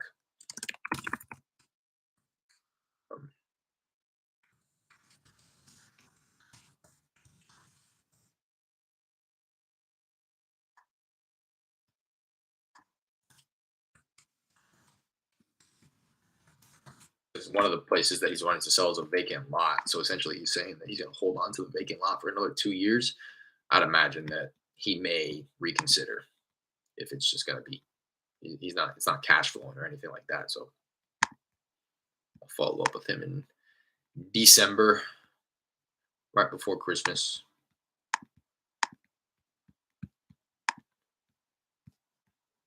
I'll give him a quick text. I'm not even going to text him back, to be quite honest. I'll text him back. Okay, sounds good. If anything ever changes and you might consider selling before then, feel free to reach out. Go ahead and tag him as follow-up. I tend to just tag anybody as follow-up if I'm going to set myself a task to follow up with them. But yeah, I'll leave it at that. Go ahead and remove him from the reply tag as well so that he's first name field is required, although it wasn't required when I set this up. All right. I've already removed him from my dialer so I don't waste time calling him. I think that that's everybody who's texted me back today, which it is just a couple people. Are you only cold calling? I've been sending ringless voicemails to sellers. It has been working for me lately. So on my texting platform, I do also send ringless voicemails. I haven't been as active with the texting as I'd like to be, but yeah, with my texting platform, it'll send. It's a drip campaign if you're familiar with like digital marketing or just a drip campaign in general, like email marketing. So I just kind of add everybody to the campaign and click start, and then it's just hands off. And what it'll do is automatically send them a text and ringless voicemail on day 1. And then on day 2, it'll send them another text and another ringless voicemail. And then day 3, it'll send them a third text. And if they don't reply to any of those, then like 5 days later, it sends them another text. 7 days later, it'll send them another text. And then like another 7 days later, something like that, it'll send them another text. And if they don't answer any of those, then I go ahead and I bring them over to my dialer, and then I'll try calling them. So I do ringless voicemail, but not like I don't set it up and establish it as its own marketing vertical. I kind of just implement it into my texting platform because it offers it. So essentially, I cold call, text, and ringless voicemail. Ringless voicemail is at a pretty small scale, though. I send off 2 on the first 2 days of when I text them, or I add them into my texting campaigns. Will you ever go wholesaling full time? Or call you said another live. You do other things. Yeah, I'd love to. I'd love to. I just need to kind of put myself in a position to do so. But that's the goal. I'm gonna hop into this other campaign. It's a liens campaign. Older, and all these are kind of older campaigns. This is just a blanket. I think any lien, any involuntary lien, meaning that it's not going to give me people with outstanding mortgage balances. This is like, again, any lien that they didn't sign up for. Doing my onboard with CallTools today. Nice.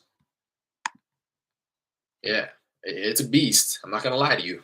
Let me know if you can. I'm still figuring it out myself. To be honest, I've been kind of talking about it today. With anything, as I'm sure you know, you're gonna have to just do it for a little bit and make tweaks and refine the process as you go along. I feel like that's what I'm really interested in, is like processes and um, implementation and uh, like optimization.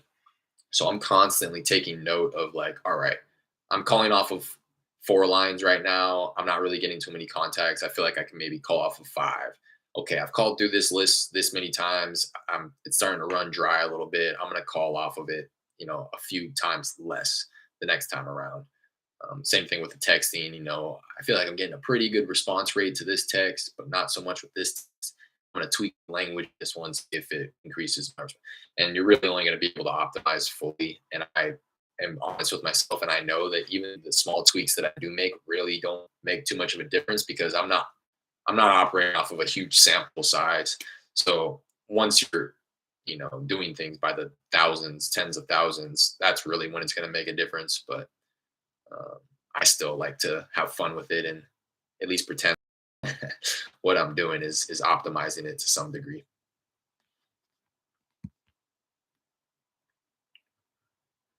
You looked in, heard of that? What is it? Seems like a lot. Launch control. Is that a dialer? I'm gonna Google it. Launch control, I'd imagine. Hello? Hello, adult probation. May I help you? Hi, I'm so sorry. I think I dialed the wrong number here.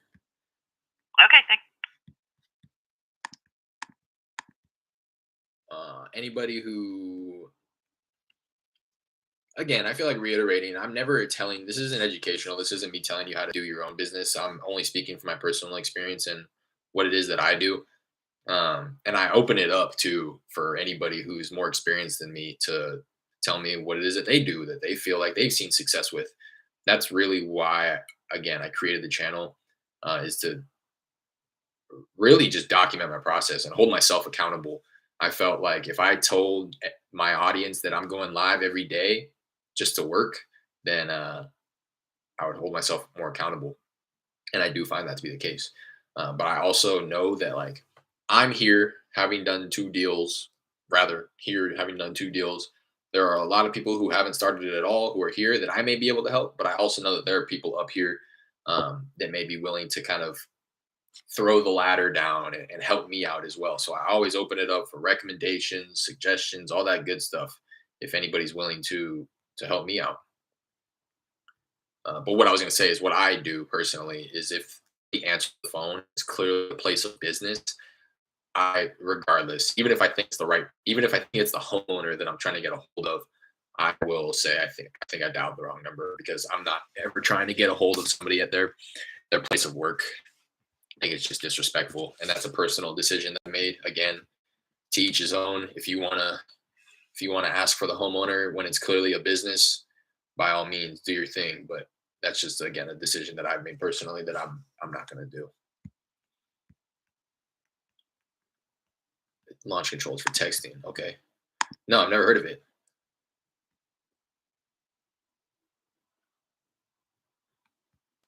Text messaging for real estate professionals, huh? Highest converting, fully TCPA compliant.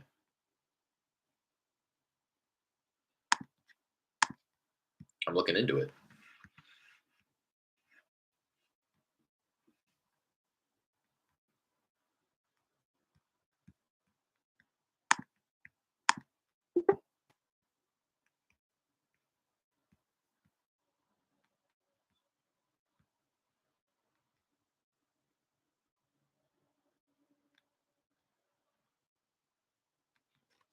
Oh, interesting. Unlimited text messages. So you're just paying per month, but not for the usage, is what I'm gathering with that.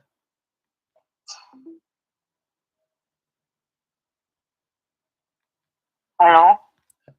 Hi, is this Miss Wilkins? No, it's wrong numbers. I'm sorry.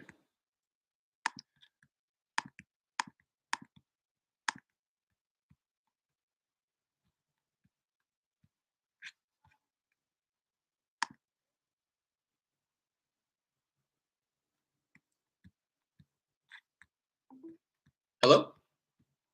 Hello? Hi, is this Miss Beecham? This is she. Hi there, this is Derek.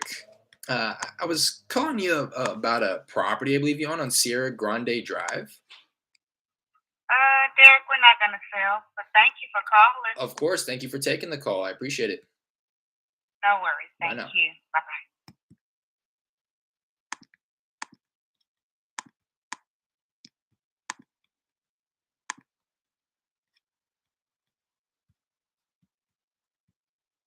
I'm trying to see what this asterisk next to the things mean.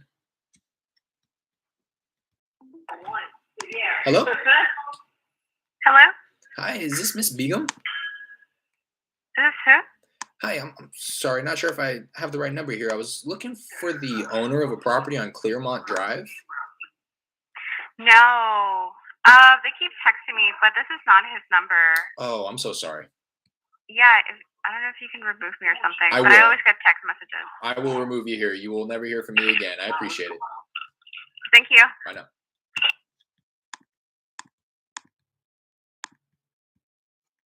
I think it's unlimited texting for 6. It looks like unlimited texting even for the light version, which is 300. It looks like unlimited texting for all plans, which is interesting. That it does actually pique my interest. I don't think that because right now I'm paying $50 a month for the platform. Hello? Hello? Hello? Hello? Hi, is this Mr. Bot? Yeah. Hi there, this is Derek. Hey, I was giving you a call about a property I believe you own on North Blue Meadow Circle. I'm sorry. What did you say? Yeah, I was giving you a call about a property that I believe you own on North Blue Meadow Circle. Yeah. Yeah, I just wanted to give you a quick call and wanted to see if you'd ever consider an offer on your property there. Not at the moment. No, okay. I completely understand. You think you'd be interested in the near future? I don't know yet. Okay. Sounds like you might have given it some thought before. Does something have to happen before you know one way or another? Yeah. Okay. When would be a more appropriate time for me to follow up? Only a couple of months. Couple of months. Okay. All right. Well, I appreciate you taking the call. Okay, you're welcome. All right. Bye now. Yeah, it sounded like I could hear it in her voice. Something was going on. She didn't want to really share with me, so I didn't want to push too much, but I will call her in another month. Had some consideration in her voice, mentioned that something needed to happen one way or another before she knew it. She wanted to sell, gave Derek permission to follow up in a couple of months. For his follow-up, contact made, calendar event, follow up to gauge interest, call back. I will call her in the beginning of March. again, cutting that time in half.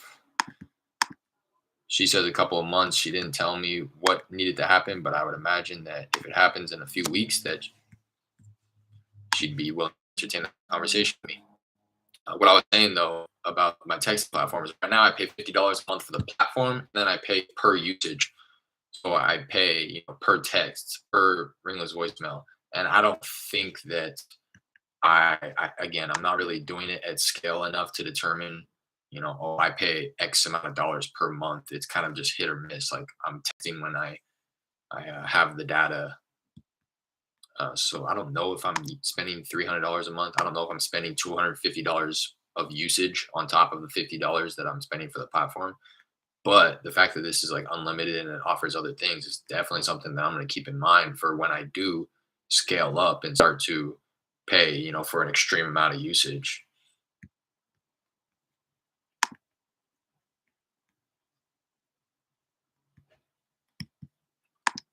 This wholesaling as hard as we thought it was going to be when you. Hello?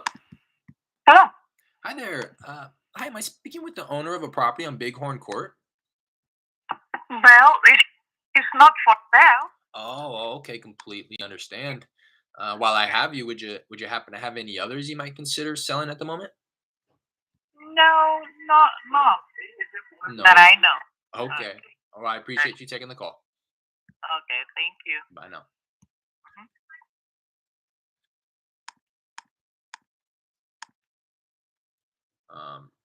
It's gonna be when you really got serious, or was it easier than you thought? I really didn't have any pre expectations. I didn't have any. I didn't go into it thinking one way or another. I just was excited. I was excited about it, and I jumped in. And I guess I've realized that it is simpler. It is very simple. The things that need to be done, and speaking with you, sophisticated one, all day today. Uh, Again, I think I'm not insulting you by telling you because now you know that you're overcomplicating it. It's a very simple business, but it requires a mass amount of effort.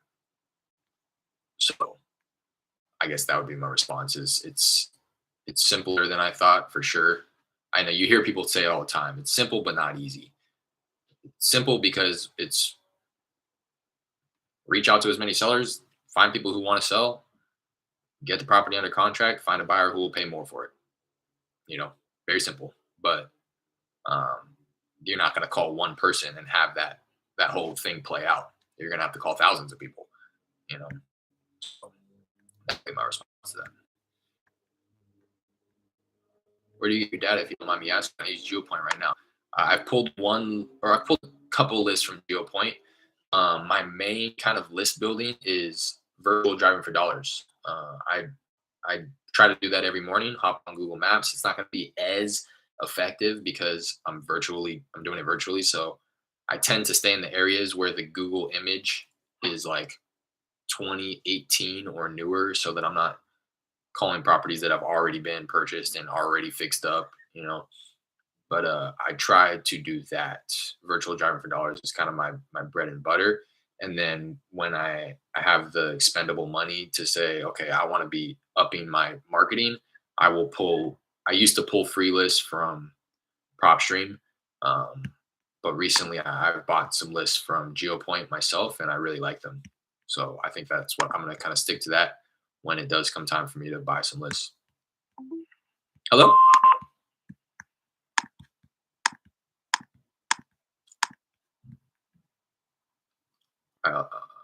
Also, I hear conflicting things on skip tracing. Some say batch and PropStream are the same. Others say one is better. What are your thoughts? I use batch. Again, to each his own. Try wherever. Try them out. I hear the same thing. I like batch because it's going to. What I would say is if try them out, but then make a decision one way or another on who you're going to use moving forward.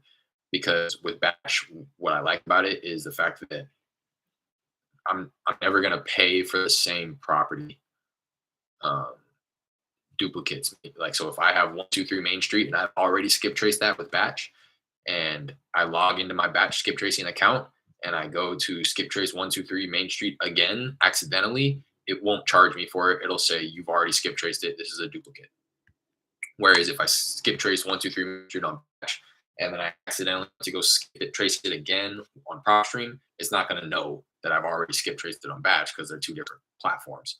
So then I would accidentally, pay for the skip tracing on that one as well. So again, try them out.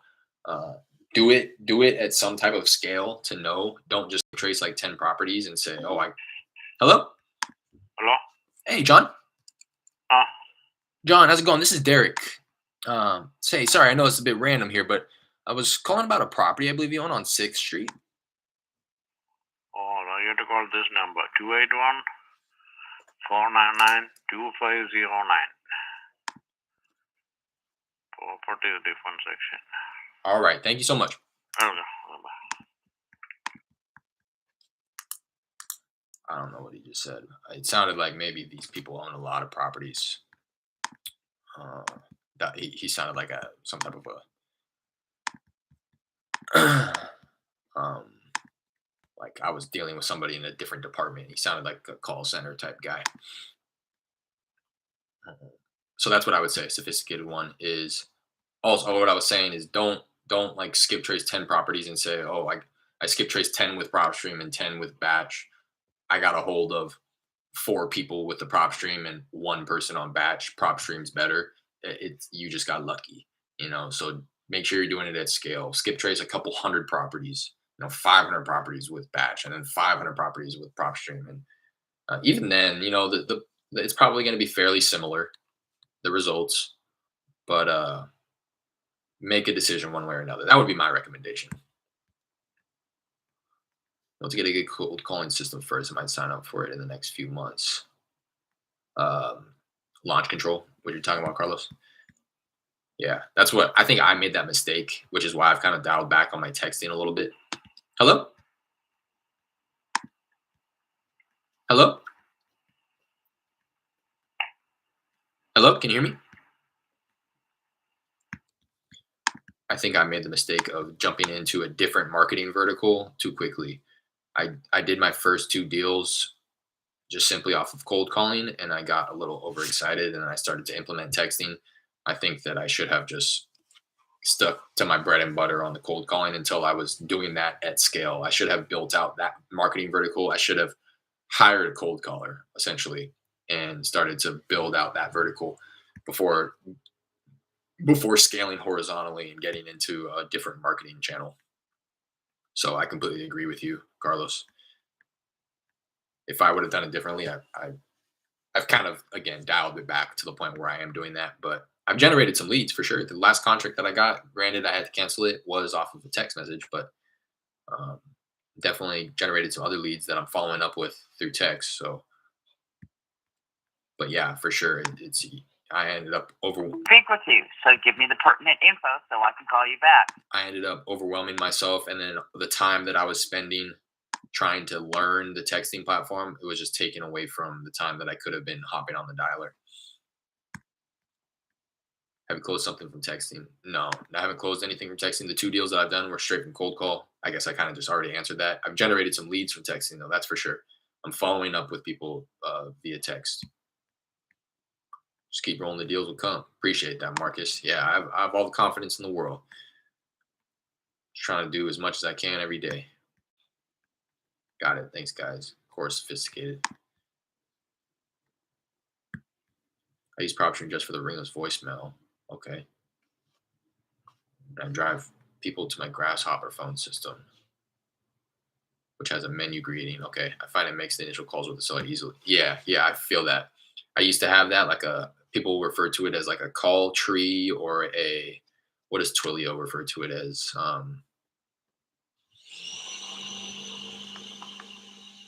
Sorry if you can hear that. My girl's in the kitchen working the blender. What do they call it? Call tree or now I gotta look it up.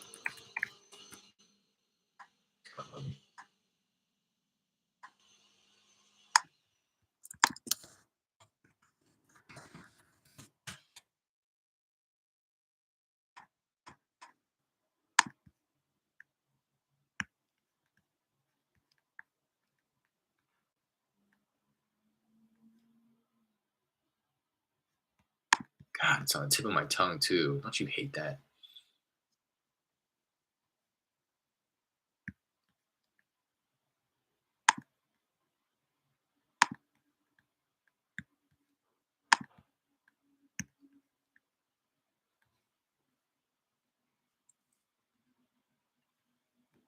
IVR, interactive voice response.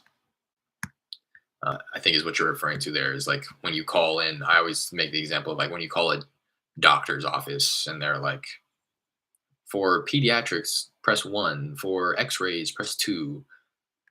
I used to have that so that when I blasted the text messages, I used to just have an IVR set up so that if anybody were to call me back, they would go through that, right? So that I didn't have to deal with the hundreds of people that were going to call me back just to curse me out or call me back just to tell me to take them off their list. Because then it was one more thing to have to juggle. Like I'm texting people, I'm trying to reply via text, and now I'm getting calls, fuck you, take me off your. Hi, Lisa. Yes. Lisa, how's it going? This is Derek. Was giving you a call about a property I believe you own on Shire Meadow Drive. No, I'm not selling. Oh, okay, completely understand. While I have you, Hmm? would you happen to have any others you might consider selling at the moment? No, sir. No, okay. I appreciate you taking the call. Hmm. Why not? She almost answered right when I dropped the F bomb or whatever the hell I just said. Yeah, so I used to have that set up to kind of just pre-screen the people who were calling me back, like you're mentioning. Um, but I didn't realize that I was actually paying for every time somebody called back, and for the most part, uh, I think like 99% of the people would call back, realize that they had to go through these prompts, and then just hang up and not even click. The All I had was press one if you're not interested. If you are interested, Miss your call. Please leave a detailed message. if you are interested, press two and leave your information. And 99% of the people didn't even press one; they just hung up. Some people press one, and then I had like one person press two just to leave me a voicemail and ended up cursing me out. So, and then at that point, I realized, wait, I'm paying for every time somebody calls me and doesn't even press something. So my marketing budget's tight. So just to reduce all that, I just got rid of it. Yes, I love IVR. I'm spending $30 a month makes it a lot easier for me. Yeah, okay. See, something like that would make sense if you're not paying per usage. You guys are dropping some gems in here. Uh, Grasshopper, yeah. See, that's what I need to set up. Because I'm down for that. I'm down to pay just monthly for a system, but I was paying for usage every time somebody called. It was like 0.0075 cents. It was like essentially 3 cents for every four inbound calls, which is still cheap. But yeah, hello, Yes. hey Sammy. No, this is the wrong number. Oh, I'm sorry about that. It's okay. But again, it adds up, especially if you're wanting to do it at scale, right? So 100 callbacks, $3. Would you go back to Mojo? I would. If I was being honest, I would. But I had to go through a learning curve with Mojo as well. The only reason I would go back at this point is because I've went through the process of learning it. I think the learning curve with CallTools was bigger, but now I'm at a point where I feel like I'm kind of rounding the hump, and really figuring it out. So my answer may be different in not only like a month from now, but also once I get callers. I mentioned this before. CallTools is definitely set up for building out a team of callers because it adds all these free add-ons, whereas you would have to pay for them with Mojo. So the examples that I always give is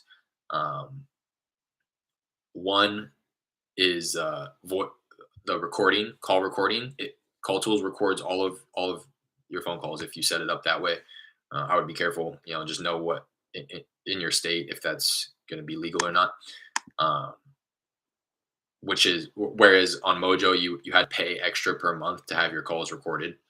Two, you can call off of more than 3 lines, with Mojo, it was a triple line dialer max, whereas with CallTools, you can be calling up to 10 lines. I don't, because then you just end up burning through data and missing opportunities to speak with people.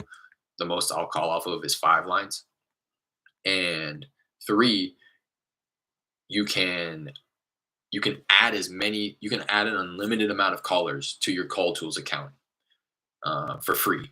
Whereas with Mojo, if you wanted 2 people to be dialing at the same time, you needed 2 licenses, which is the same price. So you'd be paying $130 for one dialer and $130 for another dialer.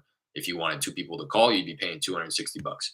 Whereas with CallTools, it's, or I think it was even like $160 when I was paying for it. Whereas with CallTools, you just need the one dialer, $130, and you can add as many dialers as possible or as you want, unlimited amount. So right now, me being a one-man show, I'm not really even fully benefiting from everything that CallTools has to offer. And hello,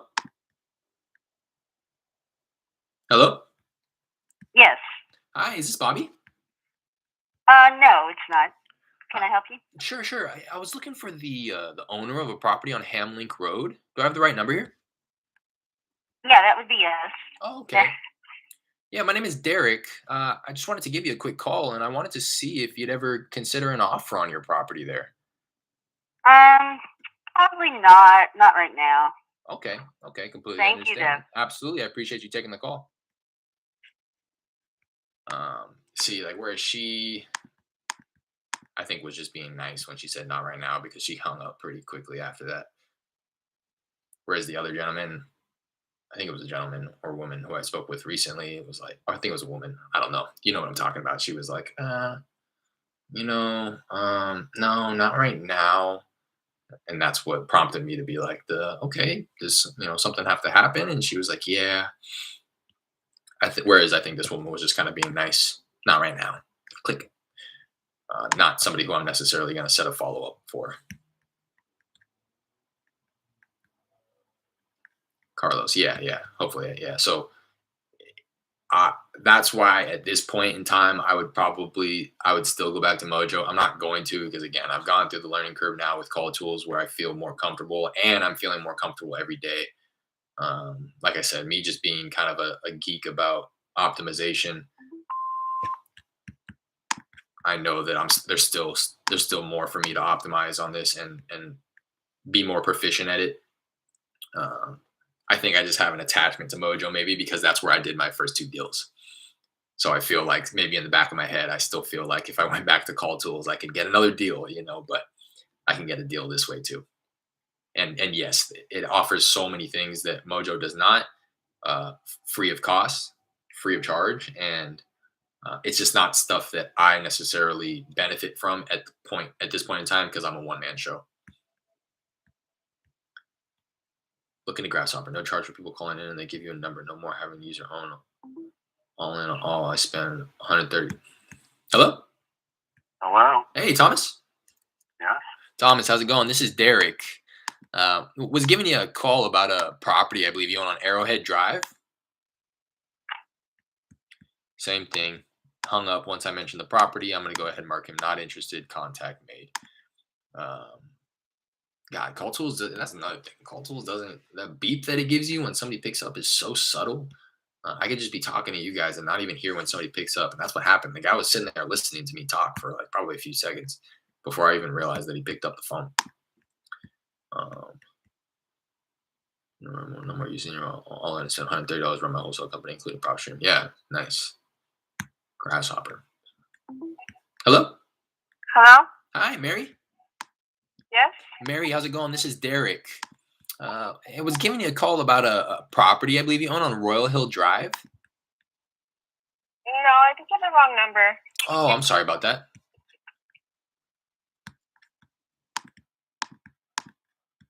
You can hear me. I go back and forth nowadays with my script. Sometimes I'll say, hey, no, this is a bit random. And sometimes I'll just get straight to it. I figure if I pump the numbers up enough and I connect with enough homeowners, it's not going to matter what I say right in the beginning. If they're motivated and they want to sell, they're going to entertain the conversation regardless. But I've been trying. I really haven't been taking note of what works better. So now that I mentioned that right now, I'm gonna try to, maybe every. Hello, Hello? hi, Miss Harris. Who's this? Hi, this is Derek. Sorry, I know this is a bit random here, but I was calling about a property I believe you own on Paloma Ave. Yeah. Uh, and where are you calling from? Uh, just my phone here. I just wanted to give you a quick call and wanted to see if you'd ever consider an offer on your property. No, not right now. No, okay, completely understand. You think you would in the near Okay. future at all? Have a great day, sir. You as well. Thanks for taking the call.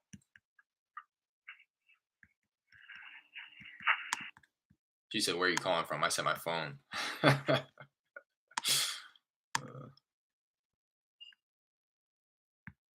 uh, Again, not telling you guys what to do, but kind of throwing it out there. Proceed with caution when people ask for your company name or anything like that right at the beginning of the phone call. You're asking to get sued and for people to take legal action against you. Never happened to me personally, thank knock on wood, and I'm not doing it enough, at scale enough, but you definitely hear horror stories in the industry of people calling tens of thousands of people every day, and every so often somebody will ask, "Oh, yeah, we are interested. What's your company name?" And then they'll give it to them and they'll say, "Got you. Finna file a lawsuit on your ass." From my phone. Hello? Hello? Hey, Amar. Yes? Amar, how's it going? This is Derek. Hey, I know this is a bit random here, Amar, but I was calling you about a property I believe you own on Colonial Drive. Yes? Yeah, I just wanted to give you a quick call and wanted to see if you'd ever consider an offer on your property there. On Colonial Drive? Yeah, you ever considered selling? No. No, we have no offer. No plans to sell. Thank you for Okay. calling, though. Of course, Have a thanks for good day. taking the call. Yeah, that even made me laugh. Miles. That was just a spur of the moment. I said, hello? Yeah, can I help you? Hey, this is James. Indeed. James, how's it going? This is Derek. I know this is a bit random here, James, but I was giving you a call about a property I believe you own on Windswept Drive. Okay, okay. Never again, Craig. I don't know what he just said. Never again. I think he called me Craig. I just love it. You'll see me every so often go. That means listen, listen. He's about to go in. You'll know when somebody's about to let you have it when they say, "Okay, okay, okay. Listen, listen, listen here. Are you ready? Are you ready? I'm about to curse you out. Can you hear me? Okay." It's almost like they'll always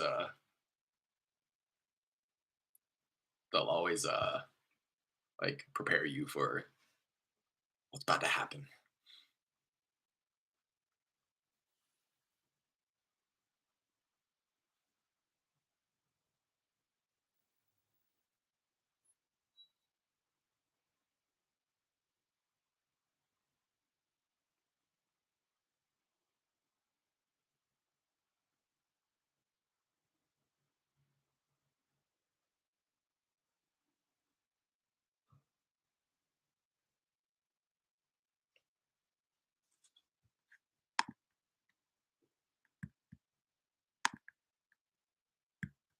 Got about 50 people to call through on this campaign here.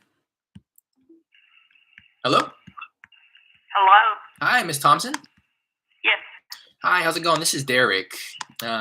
Hey, I know this is a bit random here, Miss Thompson, but I was calling you about a property I believe you own on Land Grant Drive. No, thank you. Oh, okay. Thank you for taking the call. She said no, thank you. I'm gonna go ahead and assume she meant that she was not interested in selling.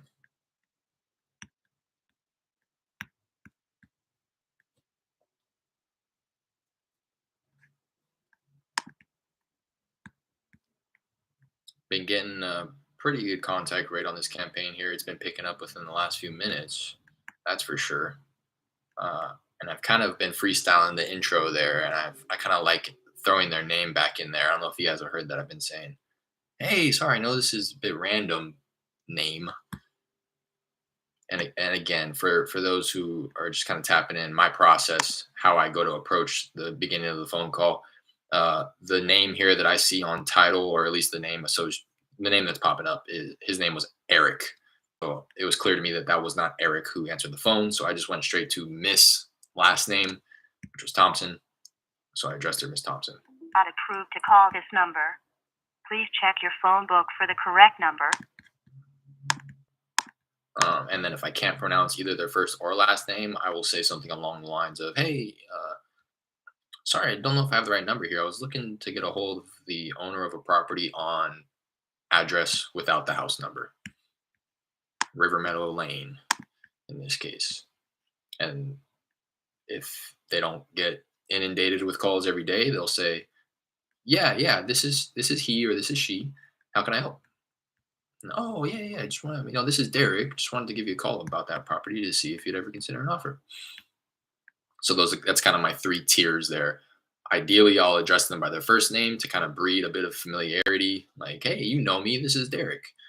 Um, if I can't pronounce their first name, or if it is the opposite gender, based on my assumption, like the woman answered recently, the name was Bobby, so I just went for it, and I assumed that maybe that was her name.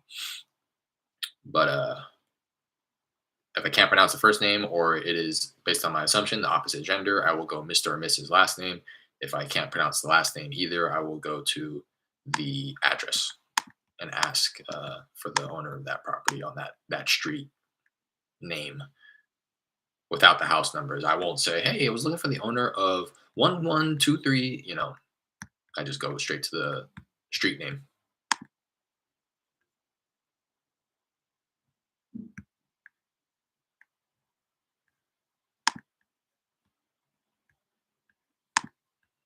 About 20 plus more people to call on this one, this campaign here. Hello? Hello?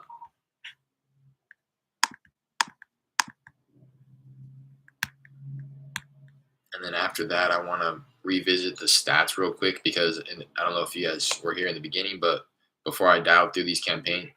Hello? Hello? Hi, Miss Milton? No. Oh, I'm Who's sorry. speaking? Yeah, this is Derek. I'm sorry. I'm not sure if I have the right number here. I was looking for the owner of a property on Rushbrook Drive.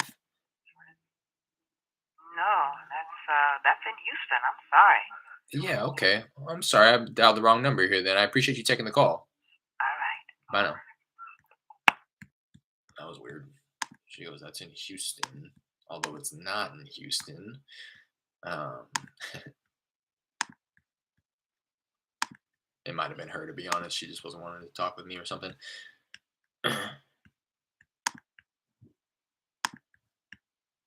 What I was saying is, before I dialed through these campaigns, I increased the number of lines that I was dialing off of. And it's clear to me that I'm connecting with more people than usual, but I want to see, like, at what expense, at what cost.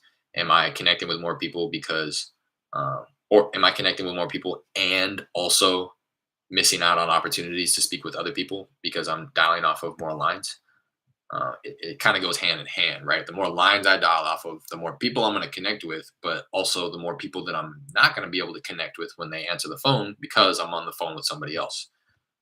So that's in CallTools. That KPI, or that statistic, is referred to as the abandon rate. So that's what I want to check when I finish the campaign here.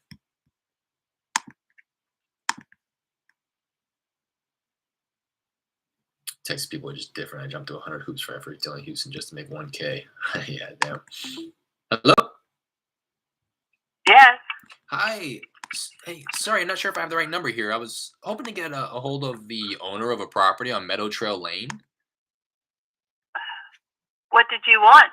Yeah, my name is Derek. I just wanted to see if the owner of that property would ever consider an offer. No. No. Nope. We're here till we die. Thank you. Right. Of course. Appreciate the call. Taking the call, rather. I'm all stumbling through my words. That was a weird one. I didn't know how to answer. She goes, what did she even just say? That one really tripped me up. All right. Out of leads here. Again, with CallTools. Carlos, I think you just said you just set up with CallTools. I always try to throw this tip out there.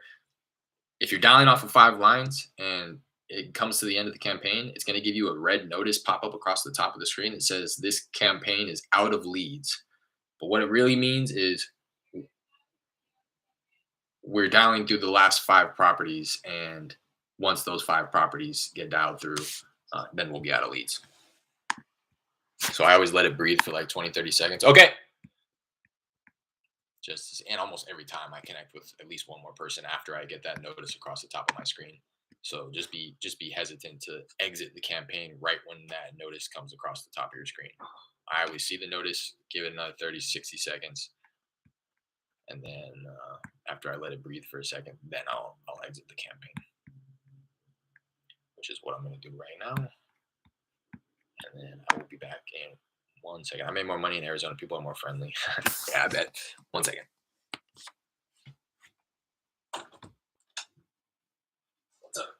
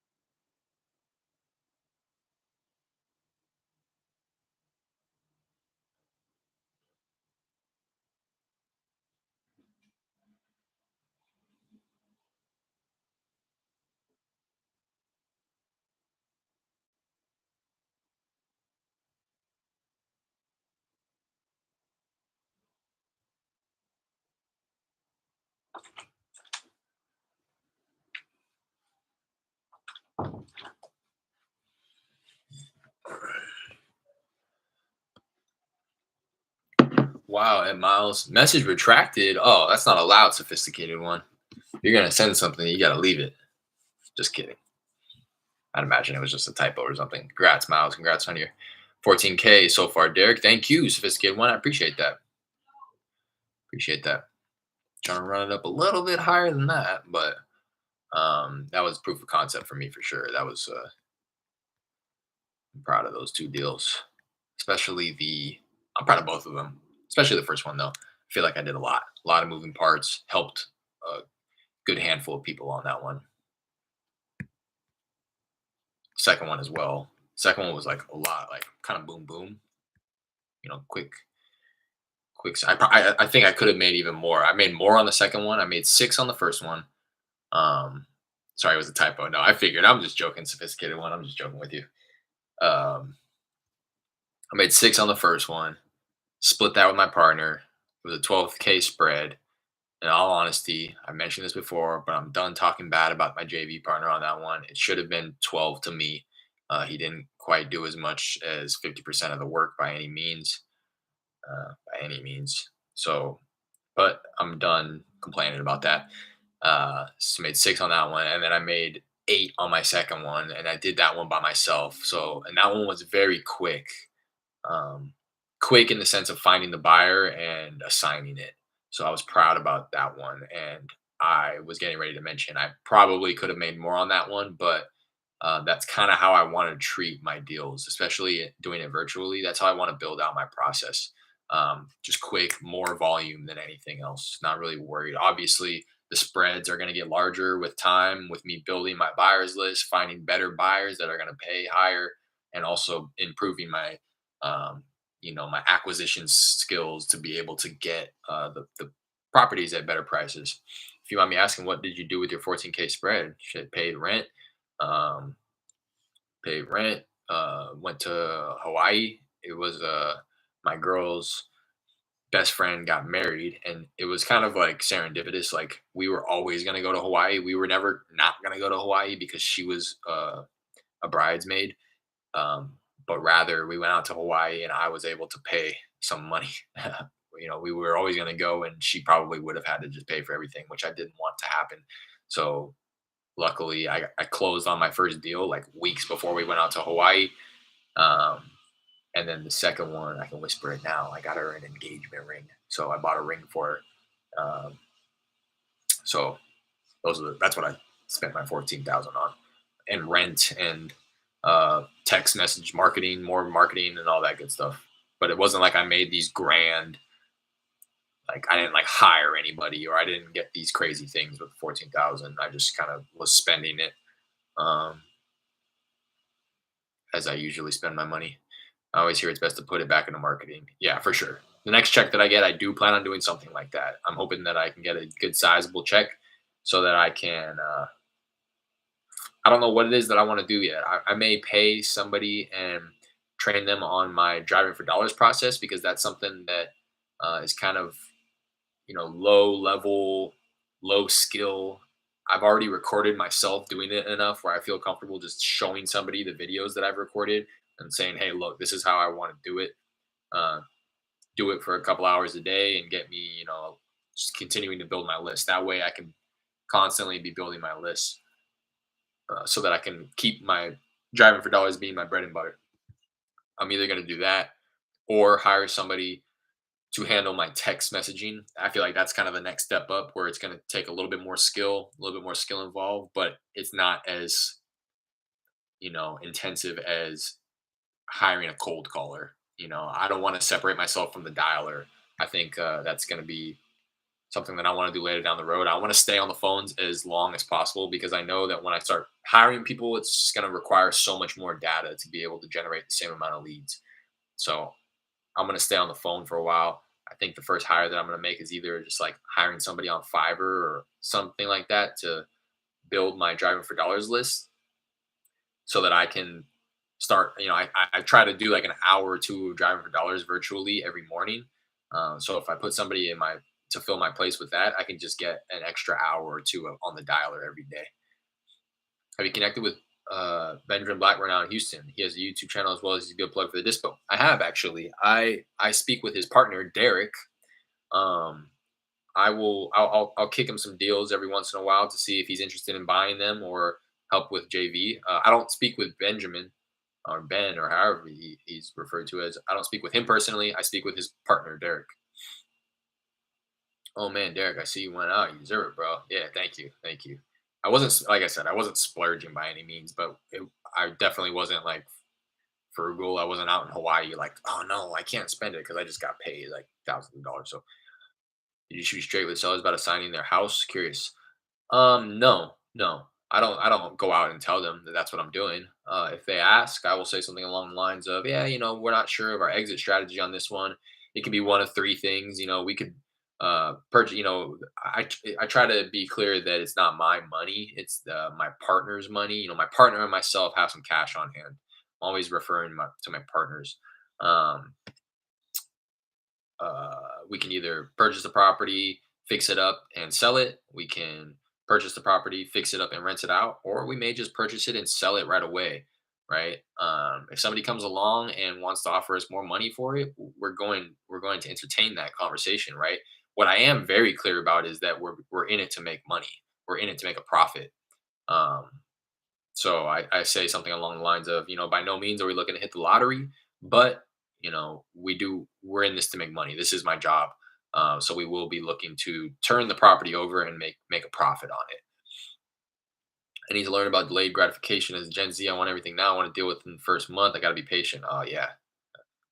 You have, it sounds like you have enough self-awareness to know that that's something that you struggle with. So like an addict, what do they say? First step is admitting it. What's the first step in the 12-step process?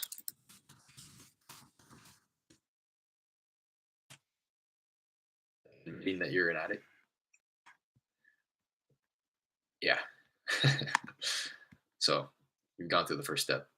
I heard Fiverr is terrible for VAs. Just word of mouth, though. I'm still doing this. Yeah, Upwork I found a little bit more success with. It's just in my past ventures. Um, Definitely. I'm going to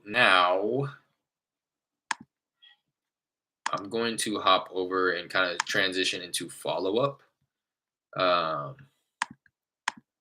So I'm going to come over to my texting platform first and seeing if I have anybody to follow up with there. If you've been here for a while, you know that I don't operate off of like a central CRM like Podio or anything like that, but rather I operate off of my software. So I have CallTools for my dialer, REI Reply for my texting. If I generate a lead through text messages on REI Reply, I will set myself follow-up tasks on the REI Reply platform and vice versa. If I generate a lead through cold calling, I'm going to set myself the follow-up task on CallTools.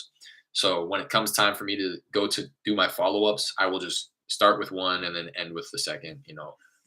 So right now I'm just hopping over to my texting platform, REI Reply, and going through my follow-ups. Looks like I have like 3 or 4 to do today.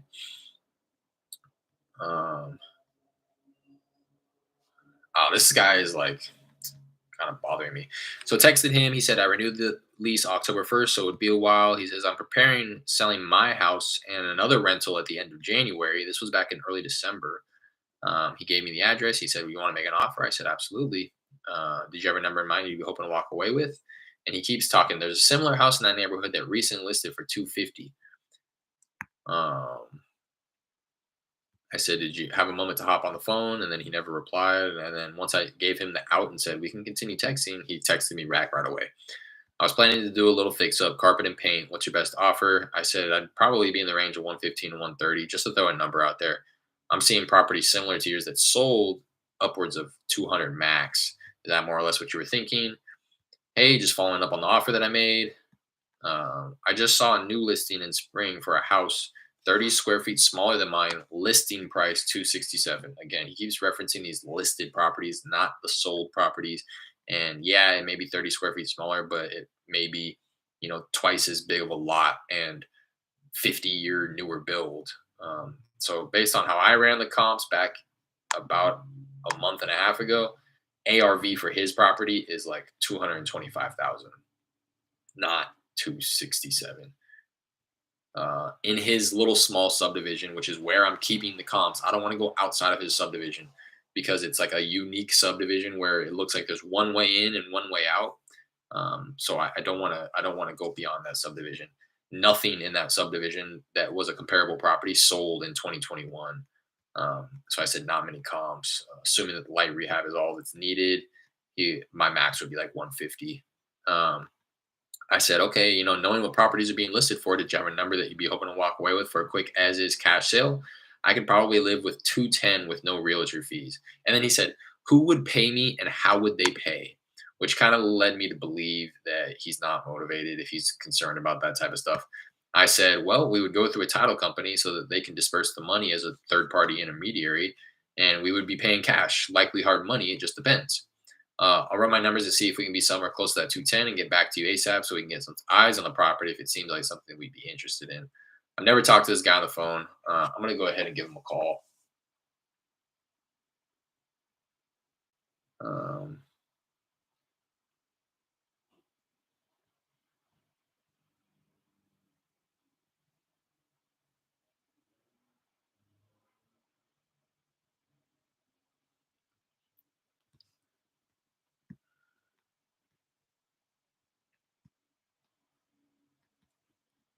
or what did I tell myself I was going to do?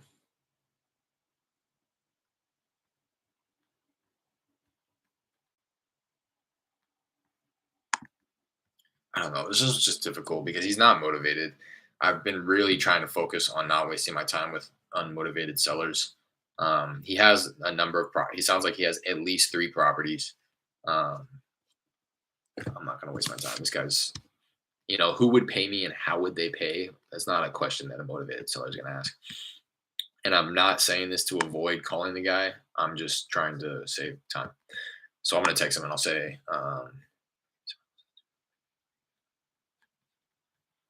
I kind of just said what I said last time to I'm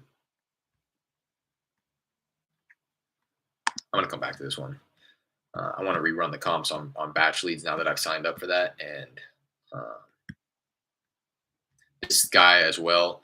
He's like not motivated to the point where he's willing to take an offer. He's saying, actually, we're going to have prospective buyers on a given day and time walk through and assess what they would offer, and we're going with the highest offer. That's the plan currently. I kind of wanted to just see how many people he planned on having come out there. Because if it's just like a small handful and then nobody ends up coming out, I want to be able to be there to give him an offer. But I don't want to get into a bidding war right off the bat because I'm not going to win. Uh, this is kind of the same thing, right?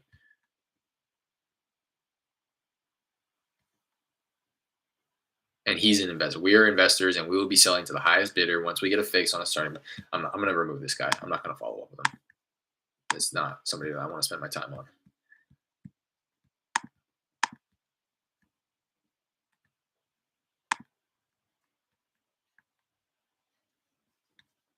Hi, me. Said, what's your best offer?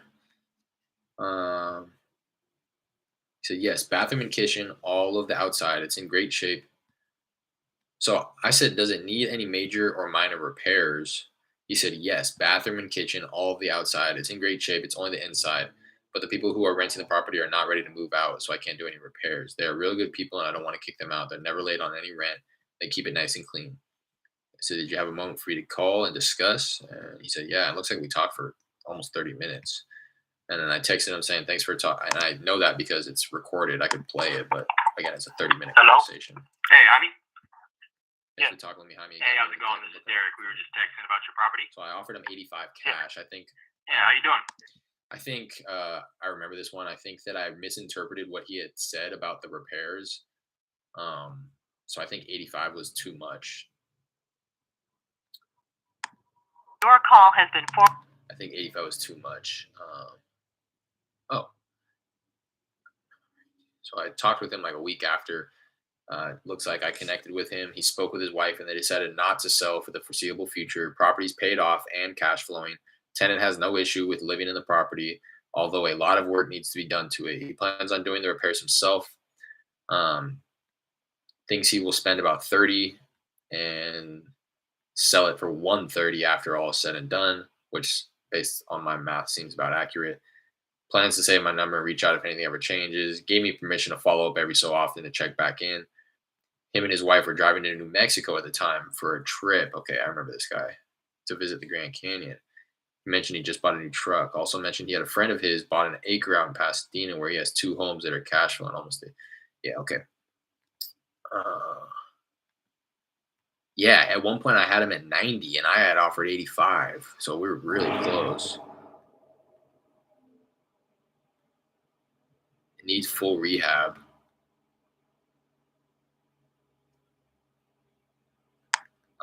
Let me see what I don't see the numbers here though. I don't know if I ever ran numbers. Let me pull it up on Zillow just to see what this estimate is real quick, and then I'm gonna give him a call. See if he's considered just selling it as is. The estimate's 107. So I think that I had given him an offer that was too high, to be quite honest. I'm gonna pull this quickly up on Batch Leads. I'm sorry, I know you guys can't see this, but I just want to run some quick comps. Again, I also wouldn't recommend this, but until you actually get a hold of the person. I say often, and I continue to do, but I am also trying to familiarize myself with batch leads and trying to become a little bit more proficient at running comps quickly. So just brought the property into batch leads. Estimated value on batch leads is 141. I am familiar with the area, and this is where I did my first deal. I had estimated my first deal ARV at like 170, which I find to be the case for a lot of these properties out here. So residential, single family, sold in the last year, built within 10 years of each other, square feet plus or minus on a 777. That's a small place. 777 square foot home. I'm gonna go more like plus or minus 40%. Located within a half-mile. Lot size on this one is 8,300. So I'll go plus or minus like 15%, 17%. What I say, 8,300.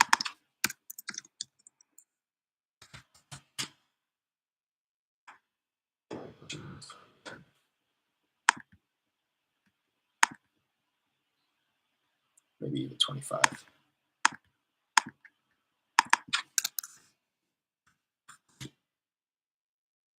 Oh, that's 25%. No. That gives me 6 comps. 1, 2, 3, 4, which I plan on using. This one that sold for 30,000 seems to be an outlier. Not sure why it sold for so cheap. And this one was a rental. I'm gonna thumbs down on both of those.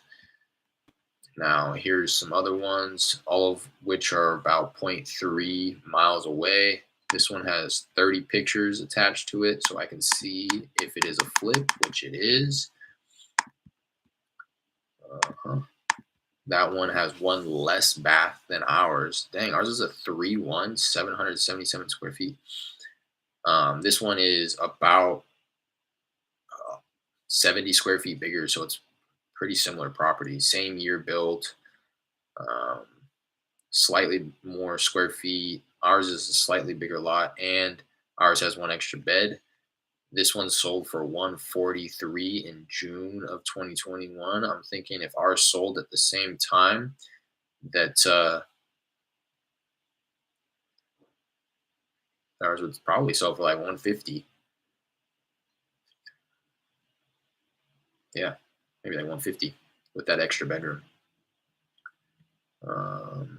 And again, that was 8 months ago. So if you want to factor in any type of appreciation, you can go higher than that. But I'll say 150 using that comp.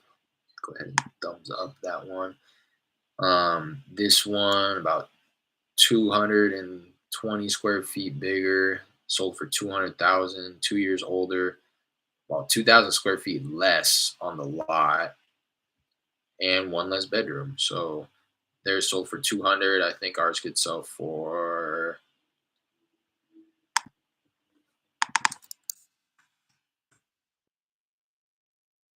like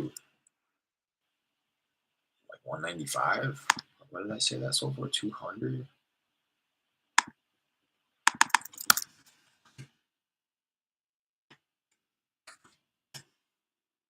Maybe like 185, 190. I'll say 185 to be conservative. I do like the comp though. I like this one better. 764 square feet, 2-1. Ours has an extra bed. Same year built. That one sold for 187 in October. So I'm thinking ours sells for like 200. Ours has an extra bed, an extra 10 square feet, an extra 1,500 square feet on the lot. Same year built. That one sold for 187. I honestly think ours sells for 200. Just trying to get an idea. And then this last one, same year built, sold in the end of May of last year. Again, about 1,500 square foot, smaller lot, slightly bigger on square footage. Not going to really go crazy about that, and one less bed. So their sells for 125. Might be as is, to be honest. Looking at these other prices, going crazy. I think ours sells for. Yeah, I'm not going to use that one. It seems to be probably as is. So we'll call ARV like 180.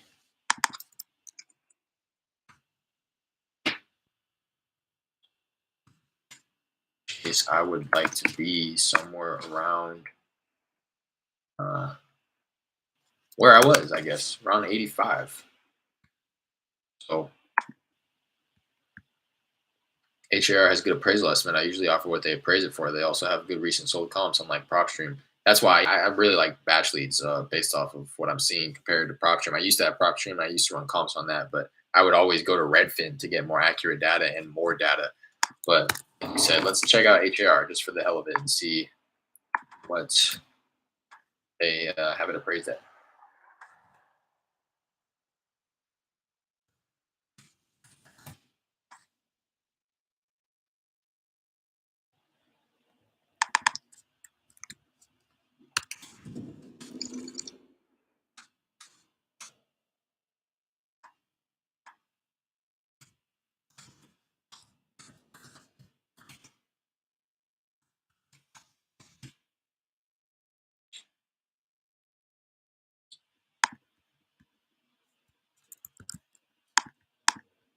If I can even find it on HAR.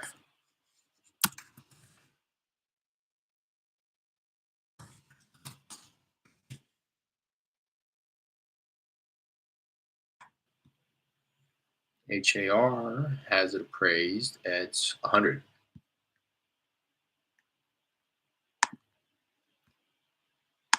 It looks like, let me see as well.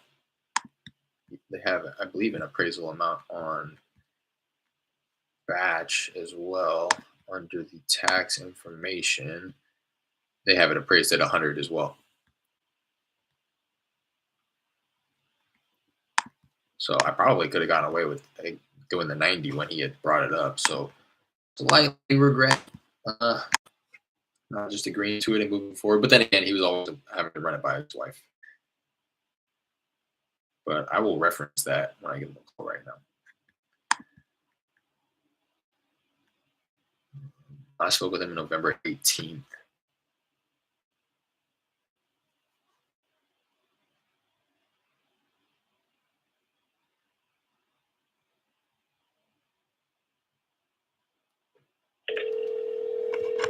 Your call has been forwarded to an automated voice messaging system. 7 1.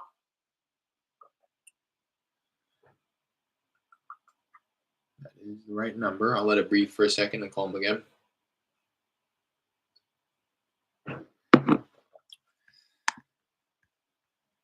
Where are you from, Derek? If you don't mind me asking, I'm born and raised in LA. I'm from the Bay. I'm out in close to San Jose right now. I'm also born and raised in the Bay. Seem like you're from up north. No disrespect. Man, you seem like you're from down south. No, yeah, I'm from up here. From up here. I'm grew up in San Bruno, if you're familiar with it. It's just a little like 10-minute drive south of San Francisco. And I live out near San Jose right now. You got that chill up north personality. Yeah, yeah. I know it's fun. I know exactly what you're talking about. I went to college out at San Jose State, and it was like pretty much half and half. If you were from California, you were from either Southern California or up here, and you could tell right away when somebody's from SoCal or NorCal. You could tell. Just found your channel. I'm in Los Angeles, cold calling Jacksonville. Okay, AH, appreciate you hopping in here. I think I saw you subscribe recently. Thanks for hopping in here, tapping in. Good luck. Trying to channel a lot in LA, cold calling in Jacksonville. Cool. So I feel like a couple people in here are marketing in the Florida markets, if I'm not mistaken. Let me give this guy a call back, see if he answers, or if he just hangs up on me again.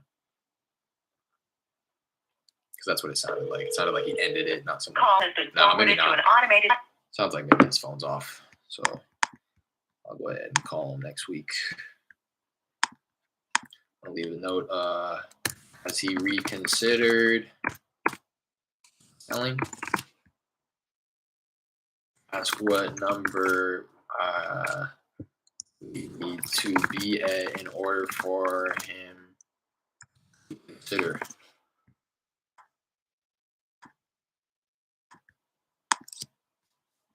Call him next week.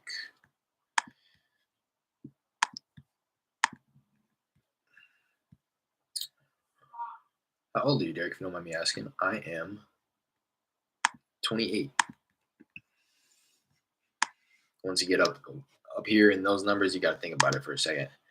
I always say that you don't keep track of it like you were as a kid when you're looking forward to your next birthday. I'm 28. Hey, what's good, bro? Setting up the next SMS blast. Let's go. What's going on, Otis? How's it been going for you? I reply. Yeah, you just set that up. How's it been going for you? I figured you're from the north. I'm from the south. Yeah.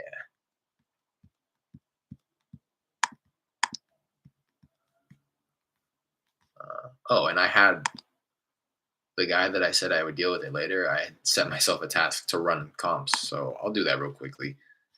I know it's not as interesting for you guys to watch, but I just wanted to see if it's even worth following up with this guy anymore at all.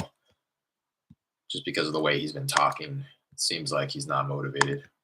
And I know I just mentioned this, but I'm really wanting to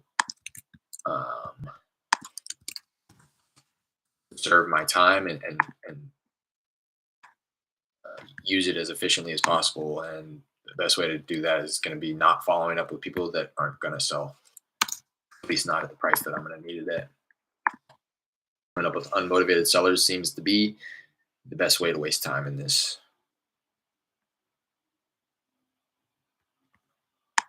So let me just confirm the numbers. He's talking, he wants 210. Estimated value on it is 230.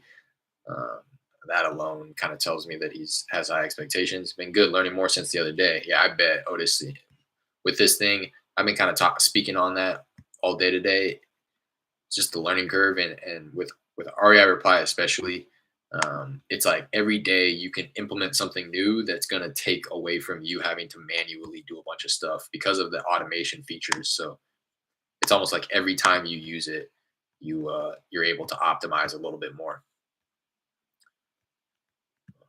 So this place is 1,500 square feet.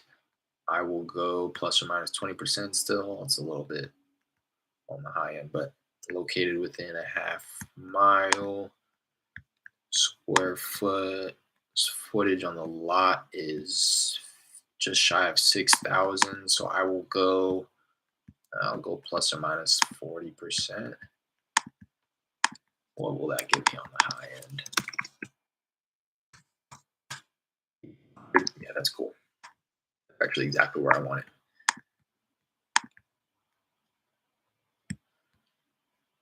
That gives me 3 properties in an area that I would use as a comp. So those are looking good. They're a little bit further than I'd like, but that's all good. This one has 27 pictures, so it doesn't really look like a flip, but it's definitely really nice. Definitely really nice. It's not like it's not being sold as is for sure. It's cleaned out and vacant and really nice, but it's not like nice flooring. It's kind of like tile flooring, wood cabinetry, not granite countertops, that type of, probably like a whole tail flip, if you will.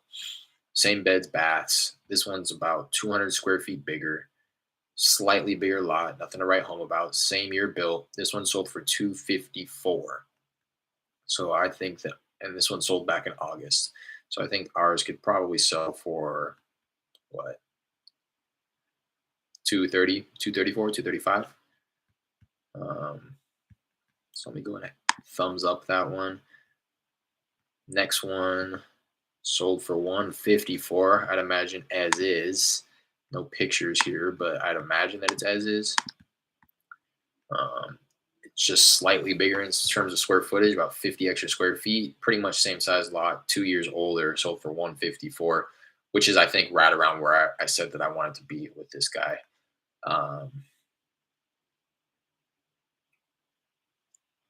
Sold for 154, 2 years older. Yeah, and that one sold about a year ago, though. So I could probably, if you want to take appreciation into consideration at all, probably could. So let me just write that down, like 155 as is, plus appreciation. This other one sold for 264, 2 years newer, a little bit bigger lot, nothing crazy, 250 square feet bigger.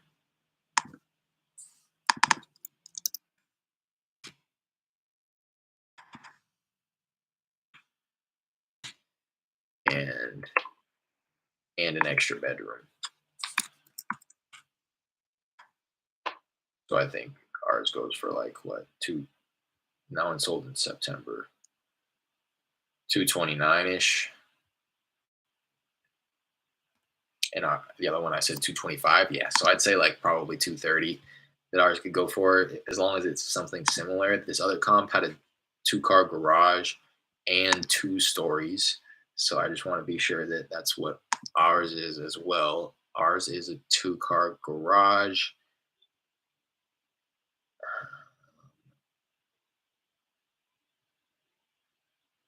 1 story. So that's, I think this other one has 2 stories. It looks like it, but it doesn't. I'm also just looking at the pictures. Let me double check.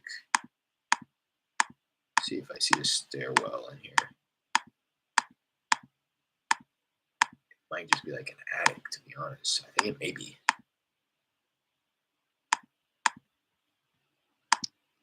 Is there any way that I can?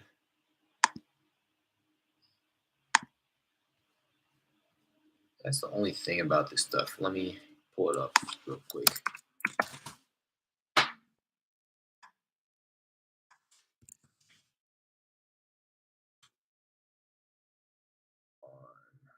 Below, it should tell me how many stories.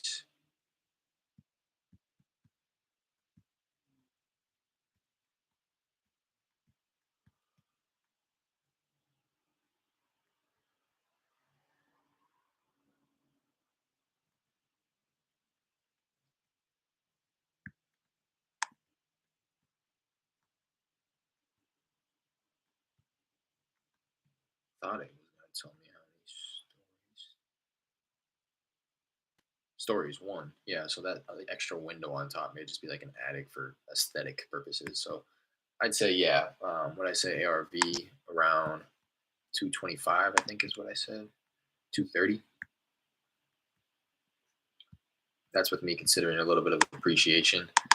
Let's call it 230 just for the fun of it. I would need to have this property at around 175 less repairs. I don't know much about the property. He says that he was planning on going in there and doing a little carpet and paint before he listed it. So I would imagine that if you really wanted to get it up to speed to compare to these properties that have granite countertops and all that good stuff, that he would have to do a little bit more than carpet and paint to get top dollar. This place is 1,500 square feet. So I'd say as long as nothing's crazy going on, I would need it 140. 140. I said max is 150, assuming that a light rehab is all that's needed. So Anything more than that, I would need it at like 135, 140. So he says he could probably live with 210 with no realtor fees. I think we're too far off. I don't know though. I just want to throw an offer out there. Um, just as, although I kind of already made that offer. I had made him an offer in the beginning of 115 to 130. So I would just be kind of reiterating that offer. What did I say max would be on this? Like 140. Yeah. So let me go ahead and put the comps in from myself for future reference.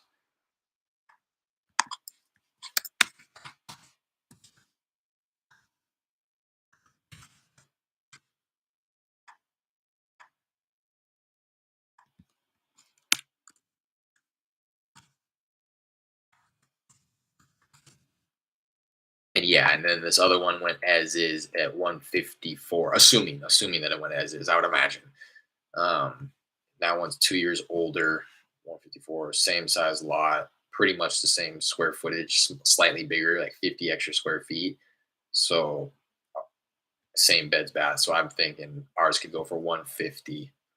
That one sold on market, so maybe 150 max, but that would be eating into my assignment fee quite significantly. On this one, just to, I was carving out like a 15,000 assignment fee.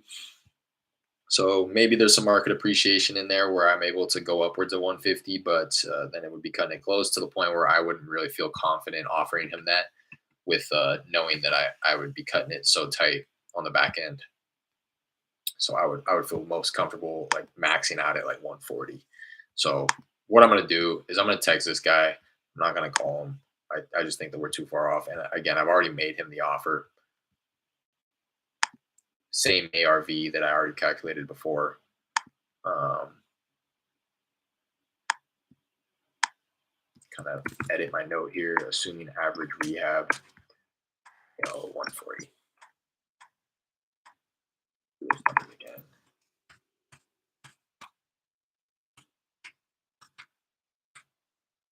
140, 145. I shoot him a quick text, say, hey John, I had a chance to run the numbers on this one, and it came out, and what do I want to say? And I found, and I was able to confirm the things that I saw previously. I'm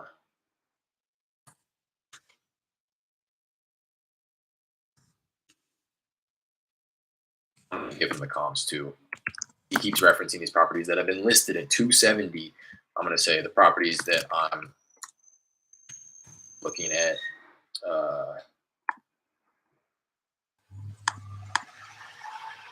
I'm not gonna give him the comps. I'm not gonna do that. John, I had a chance to run the numbers on this one, and I was able to confirm the things that I saw previously. For a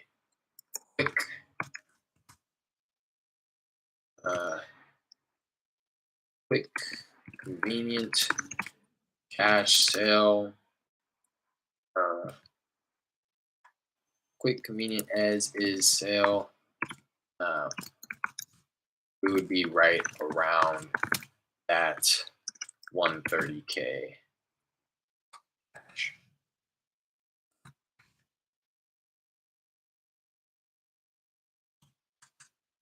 I know you mentioned you were looking for something north of 200K, but the numbers just aren't there for us at that price point. Please let me know if this is something that you might entertain.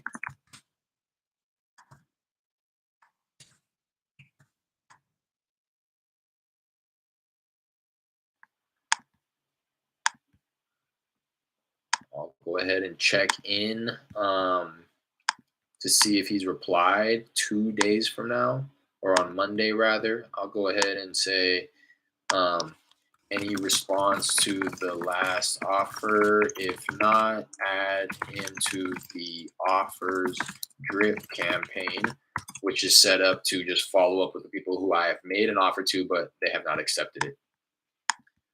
Which is this guy. This guy was already in that campaign and he already replied to it, so he's going to kind of see the same text, but it's all good.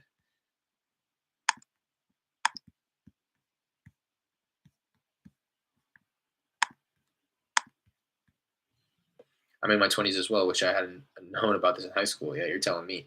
A few years ago, I enrolled in college and got into debt like a fool. I'm breaking out of that rat race, so there you go. I see you. Have you done a cold call session with your subs? That would be cool. Some people hop on a video session to do some cold calling. I haven't done that. That'd be really cool. I don't know how it set it up is the only thing. Because my computer doesn't have the type of processing power to actually run streaming software. I've tried it before and it just lags out like crazy and it doesn't even deliver the content. So that's why I do it the way that I do it, just with my webcam. But let me know if you have any suggestions on how we may be able to like set up a Zoom call or something and be able to do that. I just think that some type of streaming software would need to be used for that, which is something that my computer can't handle at this point. I'm working off of a little 13-inch MacBook, super tiny, but I definitely like the idea.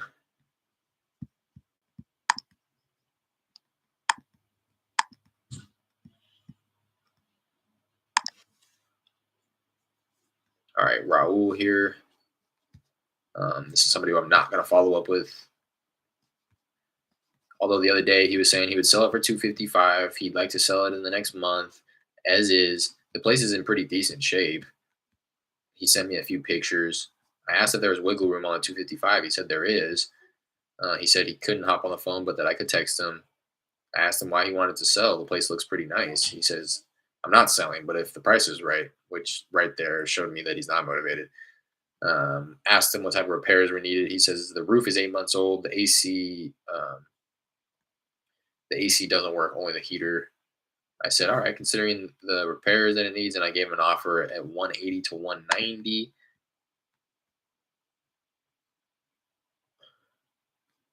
I don't know why I did that either. My numbers here says that my MAO should have been 170. I don't know why I even said that. He said, well, I might have done these numbers before I saw those pictures. I have ARV at 270. So I might be able to get away with 180 to 190. That's probably max though. Max is what I'd be able to do is like 192. So he said no offer. He's a Spanish speaker, so I can tell. I said, okay, I can see if we may be able to come up a little bit. Let me ask my boss. And I said, what's the best I could do? What's the best you could do? And he said, no answer. I said, okay, well, we think we may be able to offer 200, which I probably would. I would just be cutting into my assignment fee a little bit. I'd still probably be able to walk away with like a 10,000 assignment fee. If you're ever interested in selling, feel free to say my number. This is so again. I'm going to add him to that campaign that I just referenced, offers campaign, so that it's just going to go ahead and automatically follow up with them every so often. And I'm going to remove my manual follow-up task with confidence that he's going to be texted every so often just to remind him of the offer. It says stuff like, hey, just following up about the offer that I made recently. A week or two later, hey, just wanted to round back, seeing if you've given any more thought to that offer that I made, stuff like that. The gems given on these lives are amazing. Hey, thanks, man. I appreciate it. I really do appreciate that. I know that I kind of breeze past that. It's only because I'm working. I want you to know that if I wasn't in the middle of something else, I would be sitting here expressing my gratitude significantly. But I really do appreciate that. The fact that you guys are taking anything away from this is amazing to me. Like I said before, and I say it pretty much every time, I never intended for this to be like educational, rather just like kind of watch me work and to hold myself accountable to do the work. So the fact that anybody's in here, when I started the channel, I didn't think about the fact that people would be watching who were just interested in wholesaling, like you, sophisticated one, who's kind of considering it and just jumping into it. I didn't really think about people like you. So now through doing it, I realize, hey, wait, I do know some things. I do know some things that other people might not know. By no means am I a pro, but I'm glad that you're able to take something away from these. That's incredible. Spoke with this guy. He also had high expectations, but I was able to kind of go back and forth with him a little bit to reset his expectations, I think. Um, he gave me another property, not the one I was initially texting him on. He said 335 as is. I said, what type of work has been done to the place in recent years? New roof, new AC, very good structure, 400,000 potential. My numbers, the potential is more like 370. I said I saw properties in the area selling, anywhere between 320 to 345, fully renovated. I was surely referencing some comps. I didn't just make those numbers up. Those are probably the low end of the high comps, if that makes sense. There may be like 5 comps of properties that are fully renovated that I can use as comps, and the lowest may have been like 320, and the highest might have been 370 or something like that. So I just used the low end of the high comps. I said, if I could buy your house as is and pay cash, what's the best price you could do? And then he sent me a Zillow link of a comp. This is the exact same floor plan as mine with new paint, refurbished cabinets. So then I texted him. I said, for me as an investor, these are the things that I'm looking at when it comes to comparing the property that you just sent me to your property. This property has an extra half bathroom. It has another 100 square feet. It has an extra space in the garage. Yours is only a 1-car garage. His is a 2. The property that you sent me sits in a cul-de-sac, so it's on a dead end road, which adds value to the property for sure. And it has a pool, and yours doesn't. All of these things greatly affect the value. Lastly, this property hasn't been sold yet. It's only listed. As an investor, I'm forced to make my decisions based on historical data and can't necessarily speculate. For all we know, this property could never sell at the price that it's listed at. Not trying to beat you up on price at all. These are just the things that I have to look at. I'm looking at properties like this one, and I sent him one of the comps. I'll be honest, I'm very serious about buying a place before the end of the year. If you're willing to work with me on the price, I really do wish that I could pay you the 335, but in all reality, I would need to be in the ballpark of 245 to 270. And then we went back and forth a little bit. And then I said, hey, look, I completely understand where you're coming from. Since you're an investor yourself, which he had mentioned, I'm sure you understand where I'm coming from. By no means am I trying to insult you with my offer, but I have to stick to the numbers, and that's where I feel most comfortable. He said, understood, no hard feelings at all. Gave me the thumbs up. I said, like I said, we're able to pay cash. Could try to get this closed out for you before the end of the year. I get where you're coming from. It sounds like you filled your plate. What's the best price you think you could do? He said, let me give it some more thought and get back with you. Have a safe and happy Thanksgiving. This was like the day before Thanksgiving. I said, same to you. And I rounded back with him a week later. Did you give it any more thought? He said, we can get on a quick call. Are you available tomorrow? Yes, I'm available. Set up a time. Got on a call. Spoke with him for 13 minutes. It still didn't work out. Let me see my notes. Spoke with the seller, said he wants something north of 300. The max I said I'd be able to do with a small assignment fee is 275. He lives here now, but just bought a new place to downsize that he'll be moving into in January. I let him know that the best I'd be able to do is 270 to 275. He wasn't interested, but understood and gave me permission to follow up in January to check in. So I followed up with him early January. I called him. He didn't answer. I left him a voicemail.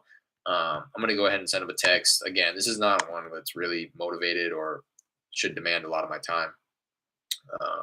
Yeah, Derek is doing it the right way. Appreciate that. I've seen people on here with cold call wholesale channels, and they either are playing Madden and cold calling or even smoking weed. But Derek is just chilling. Hey, and I don't knock anybody who's doing that. In fact, I know that who you're talking about that's playing Madden. If we're talking about the same person, Luke Rothvold, and he inspired me to make the channel. And he does he's operating $1 million business. So to each his own. If you can do those things and still be productive about it, do that. I feel the need to be locked in order to generate the best results for myself. But yeah, Luke Rothvold over at Viking Real Estate, he's my inspiration in this, and I've mentioned it before. I want to pay homage to him. You'll hear it in my script. I am directly mimicking his cold call script. So salute to him and everything he's got going over there. Any leads, just hop back in. No leads, nothing crazy. I'm just following up with some of my texts, some people that I generated through text. So I texted this guy afterwards. I'm confident in the 270 offer. That will stand for the foreseeable future. I'm gonna reach back out and say, hey, hope you had a great end of your 2021 year. Just wanted to round back with you and see how everything was going with your move to the new place. With your move to your your new place. I'm gonna actually pull this up on Zillow, this property, to see if it's like listed or anything. If he decided to take that route, it's still off market. It doesn't look like it was sold or anything like that. So, um, yeah, he was saying 335 as is. His estimate's 322. I calculated ARV at like 370, which I find to be kind of common with properties out here in my market. The ARV can be upwards of 50, even like 75,000 higher on his estimate. So I don't pay too much mind to this estimate. Just kind of a good starting point to look at the numbers. Like I knew that he was high on his asking price. He was $10,000 over his estimate as is. Hey, hope you had a great end of your 2021 year. Just wanted to round back with you and see how everything was going with your with the move to your new place. Uh,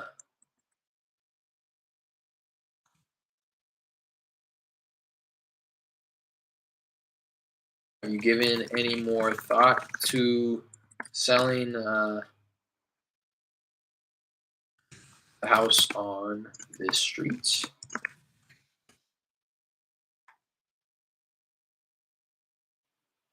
Let me see if he. So I'm gonna do the same thing with this guy. I'm gonna leave myself, or rather, edit my task till like Monday or Tuesday, and then I'm gonna ask myself,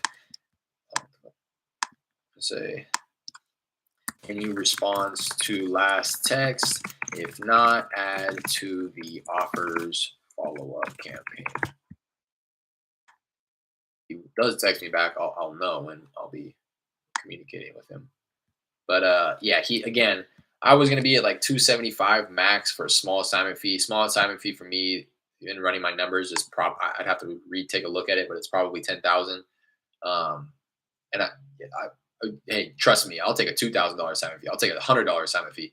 But just in terms of my confidence level of being able to handle the disposition, I want to leave myself at least a minimum of $10,000 assignment fee spread in case my numbers didn't work out or buyers aren't coming in as high as I'd like them to, or I'm just unable to really negotiate the best way possible with these buyers. I want to at least give myself a $10,000 spread for something unforeseen to pop up.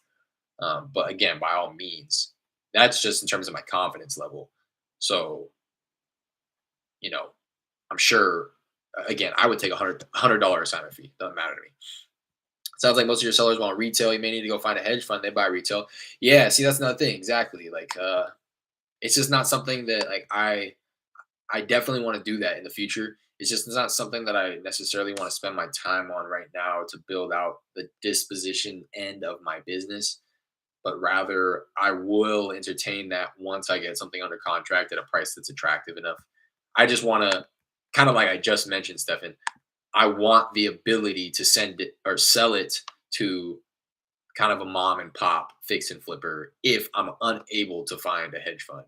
You know what I mean? Like, I don't want to get something under contract operating under the assumption that I will be able to find a hedge fund buyer, but rather get something at a price where I feel comfortable flipping the contract to somebody who's just doing their first flipper. You know what I mean? I just don't want to enter into the acquisition side of things, keeping my fingers crossed that I'll be able to find somebody who's going to pay a high price on the back end. The guy that says this is Luke, and I know that this call is a little out of the blue. That guy, yeah, Luke. No way you run $1 million company. Yeah, I bet, no doubt. He just bought an R8. He's whipping the R8 to the office now. I'm guaranteeing he does $1 million. He just posted actually. Him and his partner. He did $1 million quarter. He did $1 million quarter the other month. I'm gonna pull him on Instagram and find that Instagram post. Absolutely, he's doing big business, bro.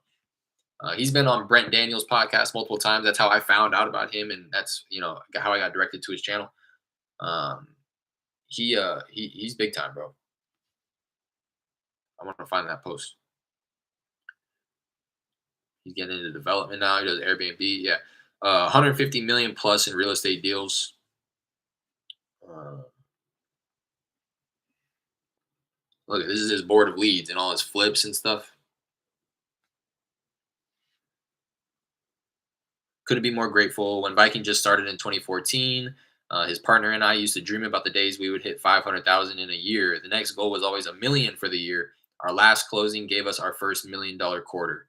For those of you getting started on your journey, don't get discouraged if you aren't seeing the results you want. It will happen. Stay consistent and stay hungry. That was December 7th. So he finished last quarter 4 of 2021 with a $1 million quarter.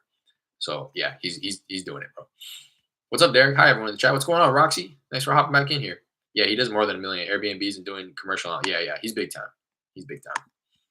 He's an inspiration to me for sure. I try my best to always salute to him because, again, I literally take his script. I just don't do the out of the blue. He does it really well. He frames it very well where it doesn't sound like a script, and that's like the most important, in my opinion, is to. There's a lot of acting involved in cold calling, just so that you can kind of come across as human-like as possible. But it's something about that word out of the blue. But he says it, he delivers that really well, in my opinion. It's just something about that language that I'm unable to say it as the best way possible. And that's another thing, it's not gonna the same script's not gonna work for everybody, right? You got to tweak it a little bit to match your personality. So I've found that I can't say that word right there or that line. I just am unable to deliver it in the way that I want it to sound. I feel better about saying, hey, sorry, I know this is a bit random here. For some reason that just matches my personality a little bit more. Let me get back to these follow-ups. I'm pulling on my phone like I'm getting ready to do something. Really not. 3-month follow-up, any interest is my task here. This woman said, I didn't list my home, so I thought you wanted to make an offer. So I'm open to hear your offer. I said, I'd love to make you an offer. Just need to learn a little bit about it. She said, really? Most people are buying just because of the location. I have replaced everything in the last 6 years. So it's like pretty new. My home is paid for. Oh, this is the one that I just ran comps on the other night. So I know. I said, since you're already renovated, I typically wouldn't even make an offer, but I'd hate myself if I didn't at least throw a number out there. I'm sure you won't like it, but for a cash offer, we'd be most comfortable in the range of 175 to 200. I have my max at like 240. Yeah, you're right. I cannot accept that offer. I said, completely understand. What's the lowest cash offer you would consider? I really don't know. I'm not into selling. I may rent this house and buy another. I said, gotcha. Well, if you ever reconsider, you think you might be willing to let it go for somewhere in that ballpark or close to it, please feel free to reach back out. I ran comps on this the other day, and things are going for pretty high. ARV that I've determined for her is like 340, 338. I don't know why I wouldn't have just rounded that up to 340, but yeah. And she said that she's replaced everything. I'm going to take her word for it, but I am going to consider at least a light renovation because if it's being lived in, it's only 1,300 square feet. So again, I'm going to go, like max 250. I could probably go push beyond the 240 a little bit. I'm gonna go ahead and text her and say,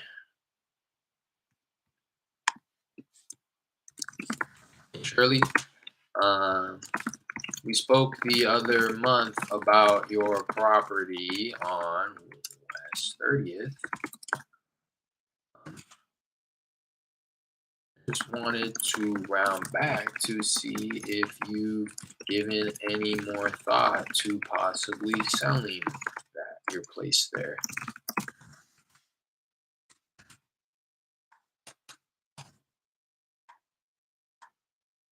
Same thing. I'm going to say any response. This is somebody who I should have already added to that campaign, right? To follow up because I had made an offer and she didn't accept it. Any response to text? Not put in offers follow-up campaign.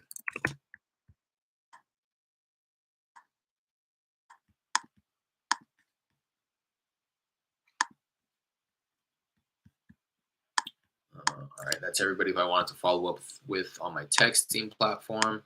I'll leave that open in case I get a reply from any of these people. I like this is random or unexpected because out of the blue sounds too common. Yeah, that's exactly what I felt. I had started by saying that when I first started cold calling, and I think that's also what turned me off to it was I had tried to say that when I was inexperienced. So now anytime that I try to say that, it just kind of brings me back to those days of me being inexperienced, and feel like I sound inexperienced. It's just kind of like a negative association with that line there that throws me off.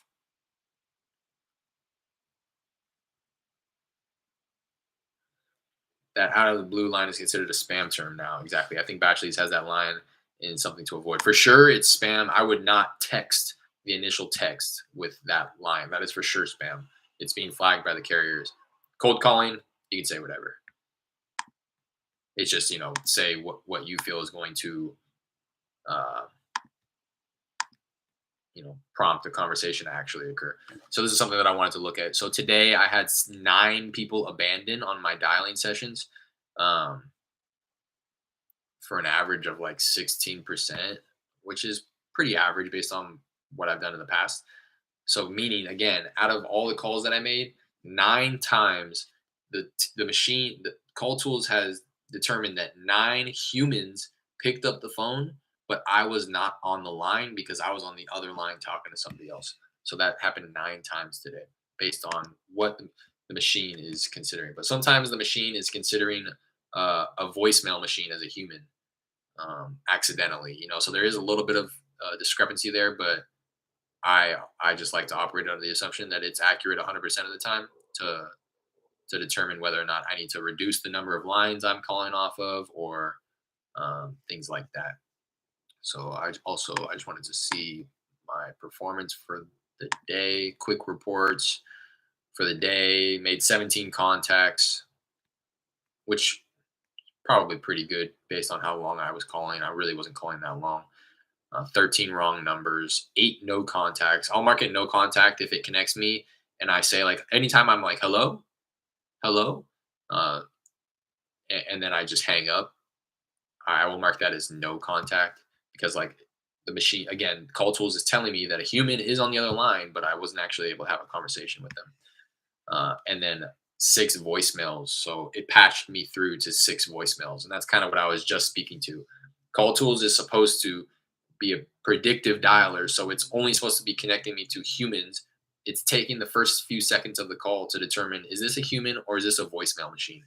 Which is why when it does connect me to a human, very rarely, very, very rarely will you actually hear the person say hello. You know, they're likely connecting me to the person after they say hello. Um, but 6 times today, it connected me to a voicemail machine. And I like to kind of just keep track of that. So on the week, been a very slow week for me because I've been having to deal with my tires and my car. I've connected with only 23 people. Very low, very low. Very, very low. So let me go into my calendar events. I'm going to go for today moving forward. So today, I had 2 that I didn't get to yesterday. I just wanted to single skip trace this property. I'll do that tonight. Let me move that to tonight. And then Jared, if you're in here, I had one person. I just set myself a task to follow up with you to see if you had connected with this person.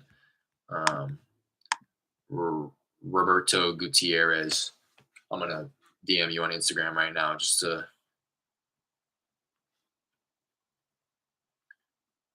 I can move this task for myself. And again, I know I mentioned this before. Don't feel the need to like call this person right away. And I hope that me reminding you about this person isn't too invasive or like rude. It just pops up as a follow up for myself. So I just wanted to bring it to your attention. He never answered. Okay. Let me see what my notes were even. He told me that he wants to sell, but that he needs to talk with somebody in Spanish. So it may be worth. Oh, you keep calling, no answer. Okay, yeah. Then I would just what I'll do then is I'll set him on like a like a 2 month like a monthly. I'll set him on like a monthly follow up for now. Um,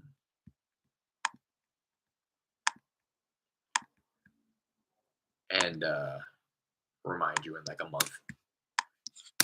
Because again, somebody who tells me that not even just the Spanish speakers, but somebody who tells me that they want to sell, I'm going to continue calling them until they tell me to stop, or until they tell me that they've changed their mind. And what I'm going to do right now also is go ahead and text you the number that I connected with him on, just to be sure that you have the same number that I had connected with him.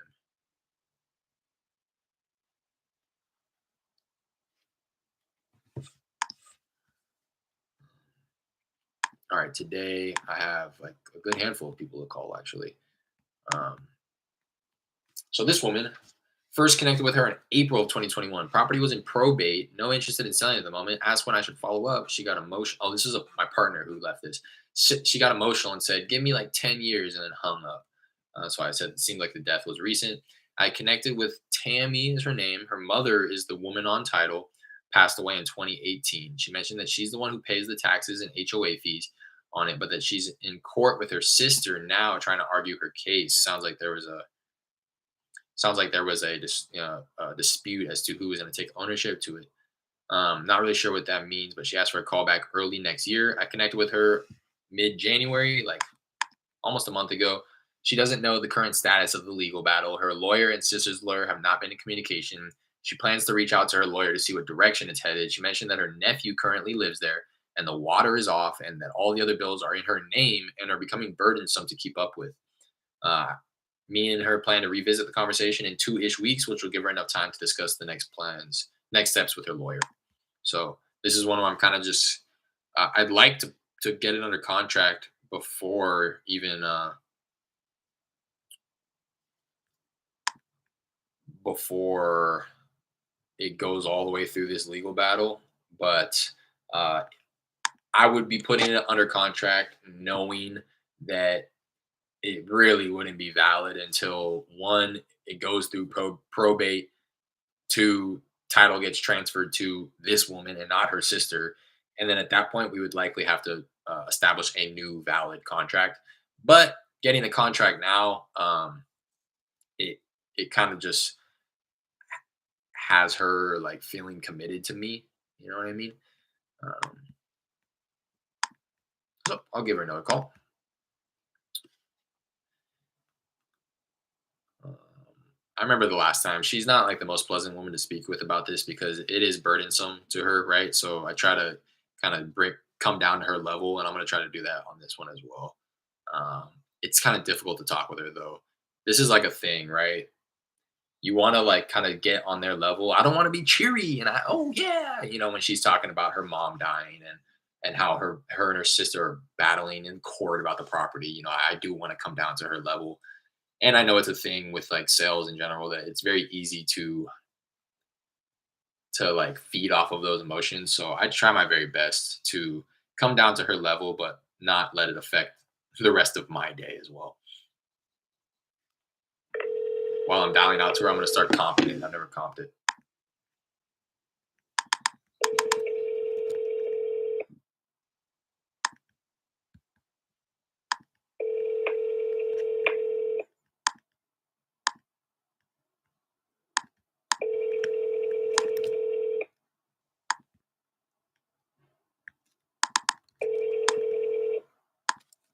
Hello.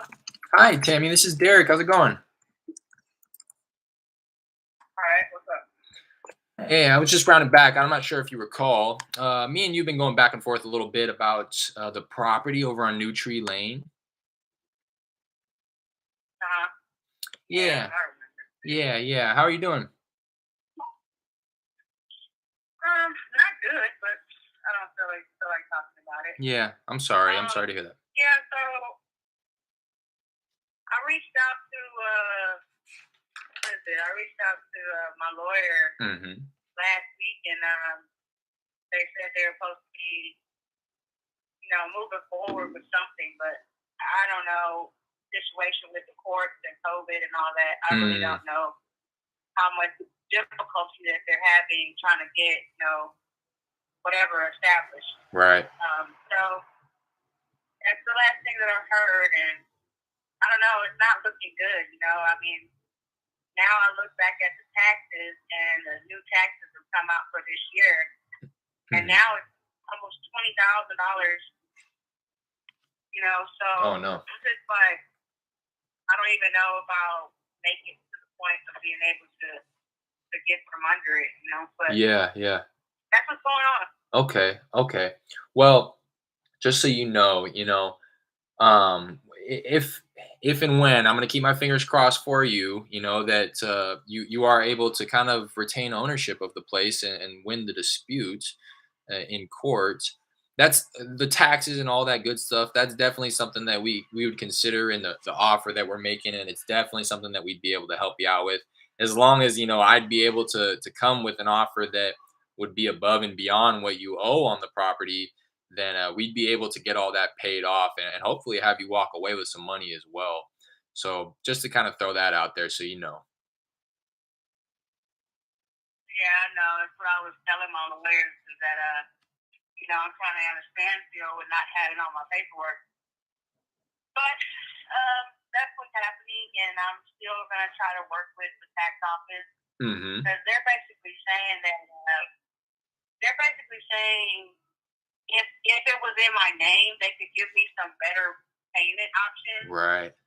But right now, they're looking at trying to get $600, almost $700 for me every month. Oh, That's a geez. lot, Yeah. and yeah, it's not sustainable for me right Yeah. now. Yeah. Especially right now.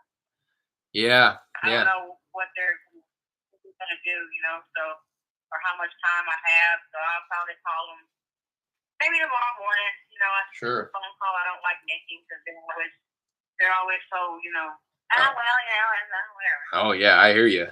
They want their money, Yeah, so yeah, I got to with my yeah. yeah. It's like Yeah, it's unfortunate because so in this situation, this is exactly the type of situation where I would be able to help you out if the property was in your name, kind of like they're saying. I'd be able to get in contact with them as well and just pay them off right when I get you paid for the property. So just kind of wanted to reiterate that. I don't want to obviously make the decision for you, but based on how you've been talking about it, it seems like it's become quite burdensome for you, and it'd be beneficial to just kind of wipe your hands clean with it.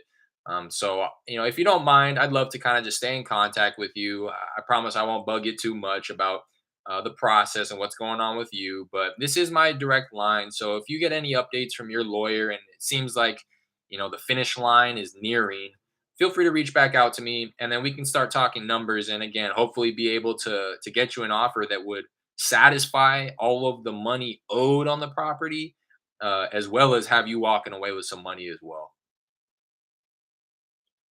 okay, sounds good. Thanks, Derek. Okay, absolutely. I hope you have a good day. Thank you. Bye bye. All right, bye now. You know what I mean? She's just in a bad mood all the time. Really difficult to have a conversation with somebody like that, trying to like bring her up and let her know that I'm gonna be able to help her, but had the property been in her name, again, I'm not too familiar with probate. That's not something that I'm, like I said, I could put it under contract with her right now, but I wouldn't want to overpromise and underdeliver, right? I wouldn't want to put it under contract and let her know that oh yeah, I can do this and I can do that and I can do this. Rather, I want to be honest with her and let her know that I feel most comfortable with the property being in your name before I step in and try to do all of these things for you. But once it is in your name, I feel pretty confident that we'd be able to get you an offer to satisfy all the money owed against the property and have you walk away with the money. I'm trying to like cheer her up some to have her think that there's a light at the end of the tunnel. But even when I'm talking about getting her some money, she's like, "Yeah, not." You heard her in the beginning of the phone call. How you doing? Not good, to be honest, but I don't want to talk about it. It's like, okay, shit. Like, should I call back or is there ever going to be a good time? where you're feeling good or like. But that also comes with the game. You know, these are the exact type of people that I'm looking to help. So I know that it comes with it. Spoke. That was as long as I get some type of new information. She said she owes 20,000 in taxes. Spoke with Tammy. Still in legal battle. Spoke with lawyer, but still doesn't really know about next steps because of the court amidst COVID. Mentioned that she owes 20K in property taxes and that the city is starting to demand 600 to 700 per month, which she is unable to pay. Eric let her know that he feels confident in satisfying all money owed against the property as well, and her some well, he just would feel most comfortable with the property being in her name as well. Asked for her to reach out with any updates on the legal battle as it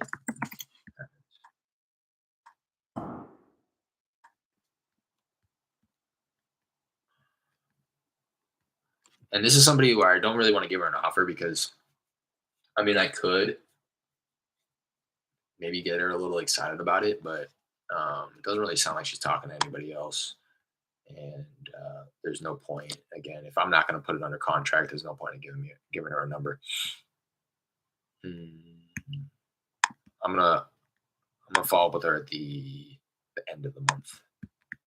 I know those things will too. My mom's actually going through the same exact process. My grandmother passed, and my mom and her brother, my uncle, are doing the same exact thing. My uncle's being lame about it, and he tried to get a new will drafted by and trying to, he's living in the property, so he's essentially not squatting at this point because it was supposed to get willed down to my mom, him, and the other two siblings, four of them. But my mom's putting her foot down, like, no, bro, he's trying to take the property for himself. So I'm very familiar with that and how it gets dragged on. You know, they're still going through the legal battle themselves. So I'm very familiar with it. I don't really feel the need to be calling her every single week.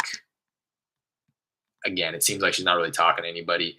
I don't know. I was trying to move on from that one. That one's like I said, I didn't want to have her affect my personal mood for the rest of the day. Pre-qualified to see if 100,000 works and no answer, try other numbers. This person, I had connected with somebody. I spoke with somebody named John. I'm unsure of the relation to the homeowner. He mentioned that the homeowner has passed away and that they, assuming maybe the heirs to the property, want 100,000 for the double lots. I've tried connecting with them a few different times and unable to get a hold of anybody. I asked, is this the number to reach them? He said, yeah, call back tomorrow. Okay.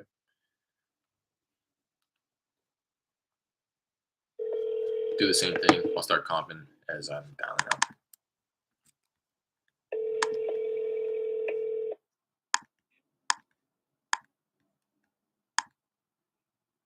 Yeah. Hello? I remember that weird ass voicemail. I'll double tap real quick. It only rang a few times, which leads me to believe that they just ended the call.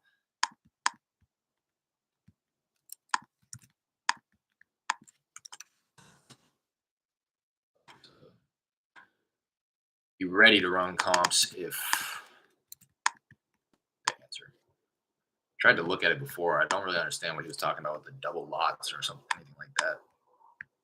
But they said they wanted 100,000, so I remember it being. So the estimated value is 116 on PropStream. I feel pretty confident in running comps enough where I can just quickly do it. 840 square feet, lot size about 6,500. So I'll bring the lot square footage plus or minus like 40%.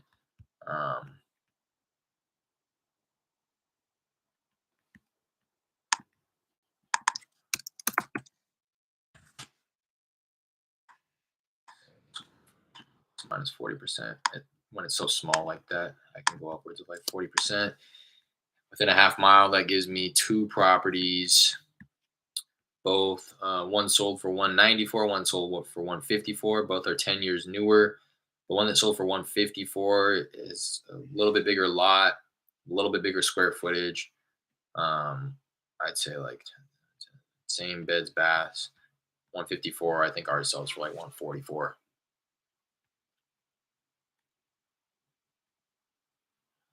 This other one that sold for 194 does have pictures. Let's see if it was a flip. No, it was not. It wasn't a flip, but it's pretty nice property, but it wasn't a flip. Has an extra bed, an extra 150 square feet, almost 2,000 square feet bigger lot, and 10 years newer. I'd say ours honestly sells for about 154, 155.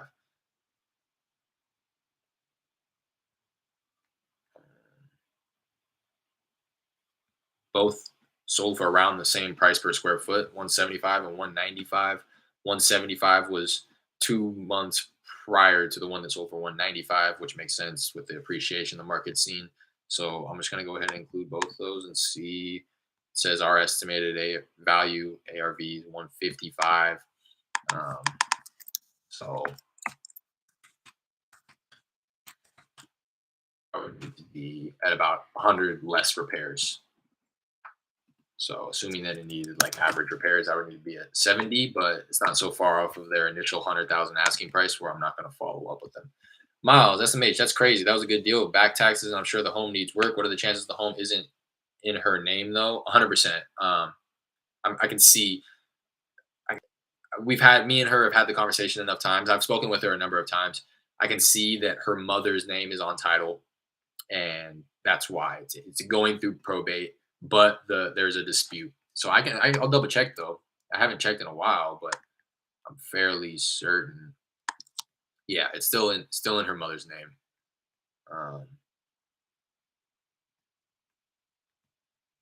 It's in her mother's name. Owned it for almost 36 years. That's what you're asking, right? What are the chances the home isn't in her name though? Yeah, 100%. It's still in her mom's name. It hasn't gone through probate. Hey man, I pulled a vacant list from Batch Leads, and when I True People search it for numbers, sometimes it says the owner currently lives in the address. Is this information correct? It could be. A lot of the times the owner is going to live there, right? That's what you said. It says the owner currently lives in the address. Oh, vacant list.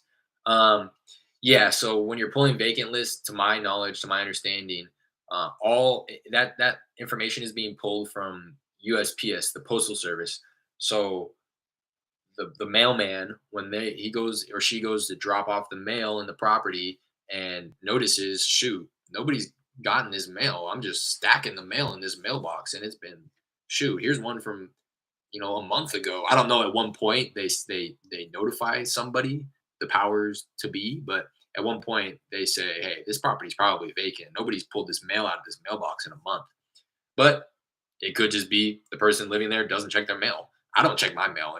I live in an apartment, but we very rarely check our mail because we know we're just getting a bunch of spam stuff unless we're expecting something. But even then, we're probably expecting like a package, and it's going to come straight to the door. So yeah, a lot of the times you pull those vacant lists, it's not going to be every single property 100% accurate. They are vacant, but you'll definitely have more vacant properties on a vacant list that you pulled than another list, right? So yeah, to answer your question, it's not going to be always 100% accurate. Um, yeah, and the data may be stale wherever you pulled your list. Batch leads, it may be that it was vacant a couple months ago, but now it's no longer vacant, right? A couple different reasons as to why it may be owner occupied. I just turned 18 and still trying to land my first deal. Love the connect and realism. It helps a lot. Hey, 18, shoot, we were just talking about this. I wish I knew about this at 18, I'd be doing exactly what you're doing. I'm glad that you're doing what you're doing. Keep going. Keep that trajectory. By the time you're my age, 10 years from now, whew, I guarantee you'll be a millionaire. Helps a lot. I appreciate that. I appreciate that a lot. I'm glad that anybody is able to take anything away from this channel here. I'm gonna give this guy a call back. Again, I don't even know who I'm trying to connect with here, but I know that I connected with a John at one point, and he said that they were looking for 100,000.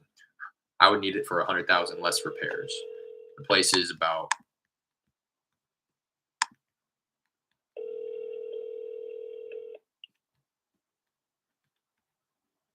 how big was it? Place is about 840 square feet. So yeah, on an average repair job, I'd probably need it like 70. Hello? Hi there. This is Derek. Am I speaking with John? Why? I'm not sure if you recall. Again, my name is Derek. We had connected a few months back about a property over on. People are so fucking weird, bro. Anyways, I'll give him a text. Hey, sorry to bother. I know that call was random. I had spoke with somebody at this number named John.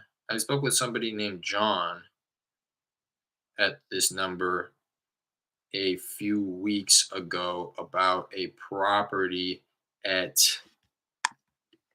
on this street. He had let me know that there was interest in selling that property, and he told me to call this number back to connect with the homeowners.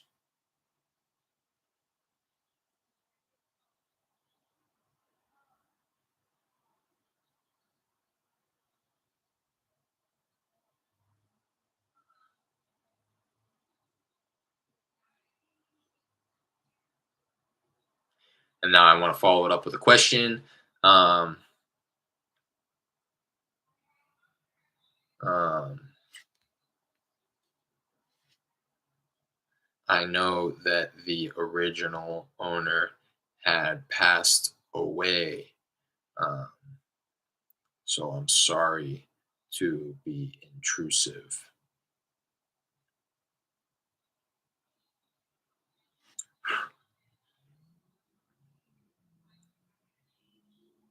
Am I, if this is the correct person, had you given any more thoughts to possibly selling that property?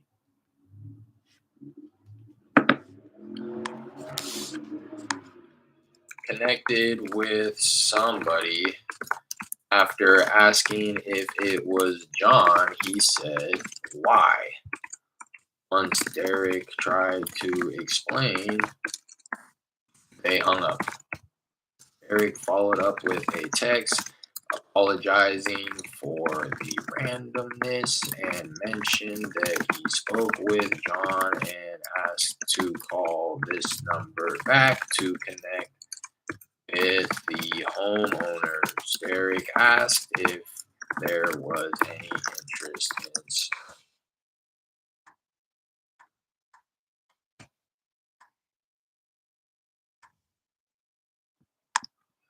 I will give them a call if they don't text me back in 2 weeks.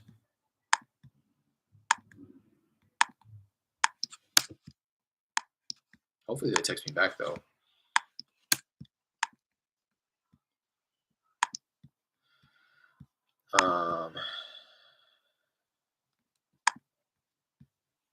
I was on probation at 18. Oh, keep going, dude. You're on the right track. Don't quit. Thanks, man. You too.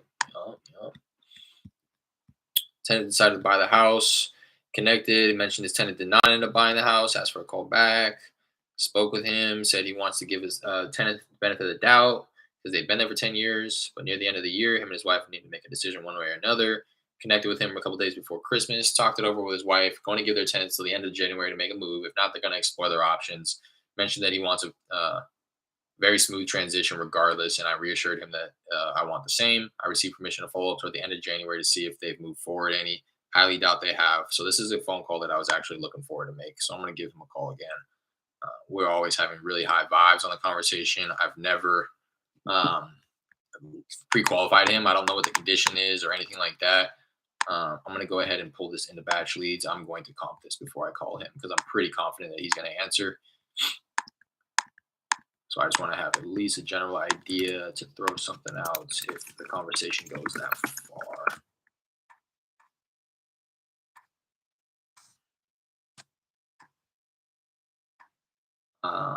Somebody had texted me back real quick too. Somebody had texted me back that I texted. I said, "Hey Shirley, we spoke the other month about your property. I just wanted to run back, see if you've given it any more thought to possibly selling your place there. Everything is for sale if the price is right." That's what unmotivated sellers say. I'm gonna say, I hear that. What would be the right price for this property?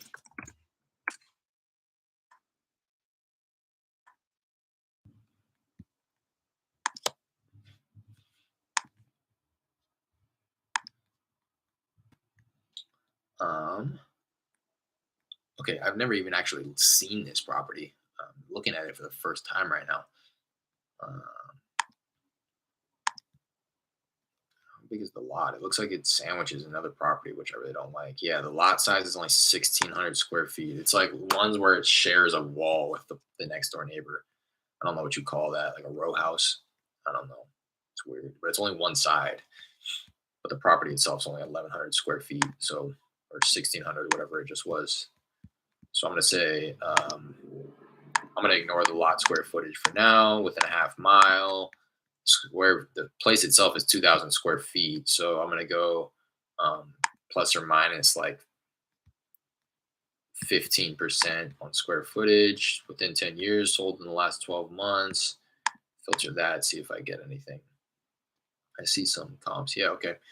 One right down the street, same street, sold for 232 with one less bedroom, about 100 square feet small. Oh no, about 170 square feet smaller. Same size lot ish. It's a little bit bigger, same year built. So that's my comp right there. I think that one sold for 232 a couple weeks ago, or rather a couple months ago, in December of 2021. So that's my comp. 2 doors down.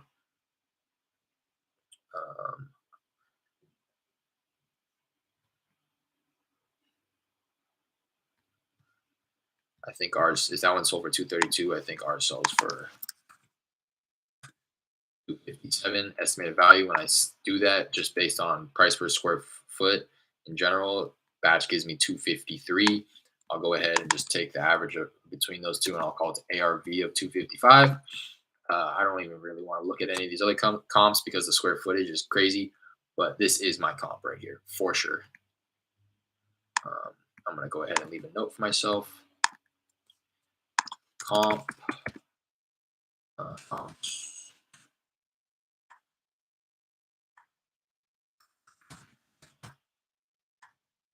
Say ARV 255. MAO would be on this one.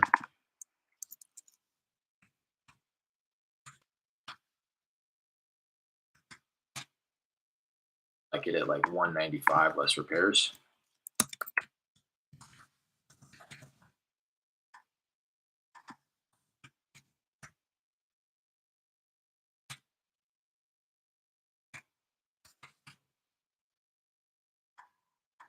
Less repairs. I'll go 195 less repairs. Nah, 190 less repairs. I need that money. 190 less repairs on a place that was how big did I say? 2,000 square feet. 2,000 square feet. So anywhere between. It doesn't really look bad. I doubt that it's going to be like full rehab, but anywhere between like 120 to 170 condition.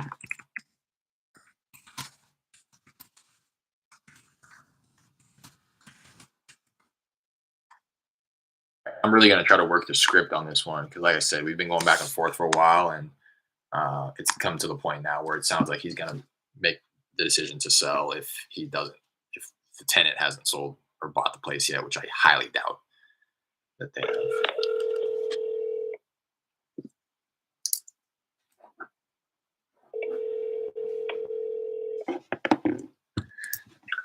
Hello, Jesse. Hey, Jesse, how's it going? This is Derek. Hey, Derek. How's it going, buddy? It's going well, going well. Just wanted to follow up. I know last time we talked, you said that you and the wife were gonna give your tenant a little bit more time, see if they were willing to buy the place over on Par Lane. Yes, yes. Yeah. And yeah, it looks like he's going to move forward on trying to get the loan. So we're gonna give him a couple more months to get all that ironed out. Okay, perfect.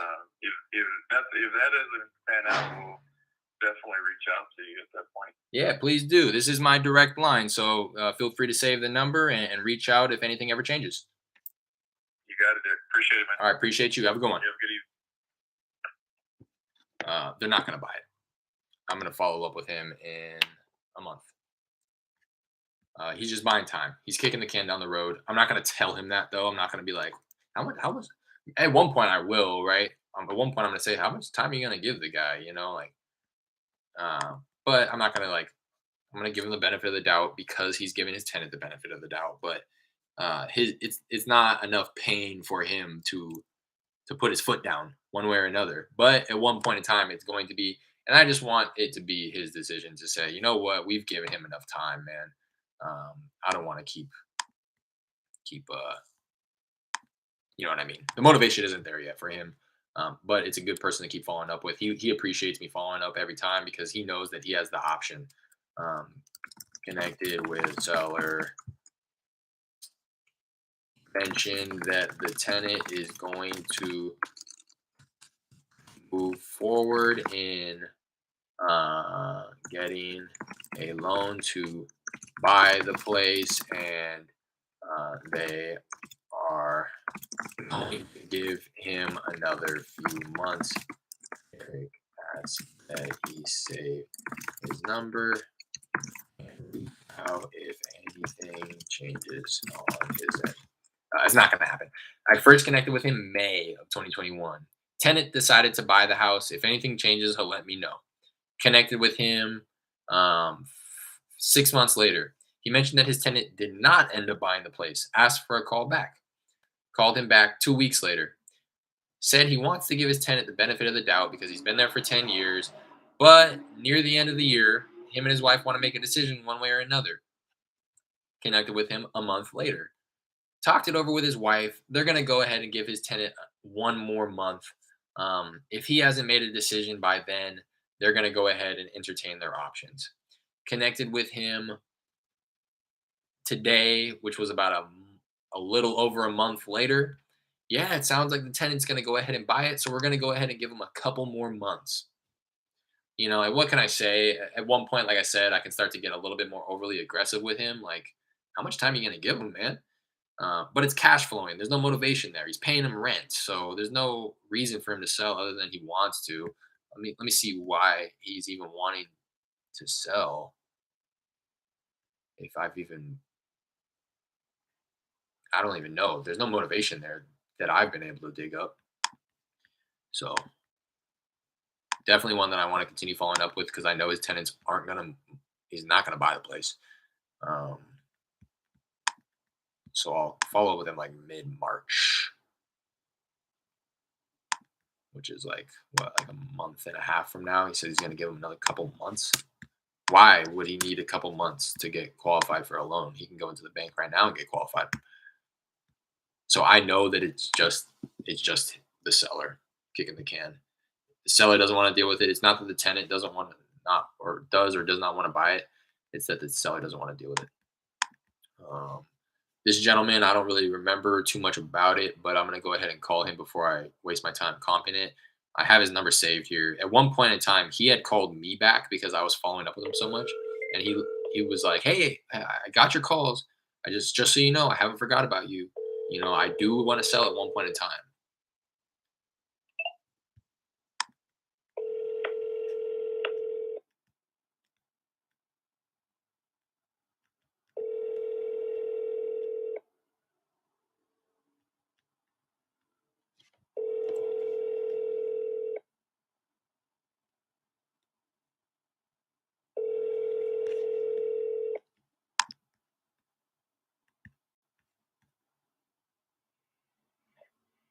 Big dilemma.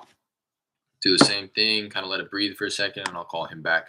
Maybe I'll try calling somebody else in the meantime. I got 2 more people aside from him that I want to call, try to get a hold of. This person was very motivated when I first talked to him. Never been able to get him on the phone since. Place is in horrible shape. He needed to talk with his sister before moving forward with anything, and I haven't been able to get a hold of him since. It's fully well, he wasn't going to sign. I tried to get him to sign then and there, but he wasn't going to.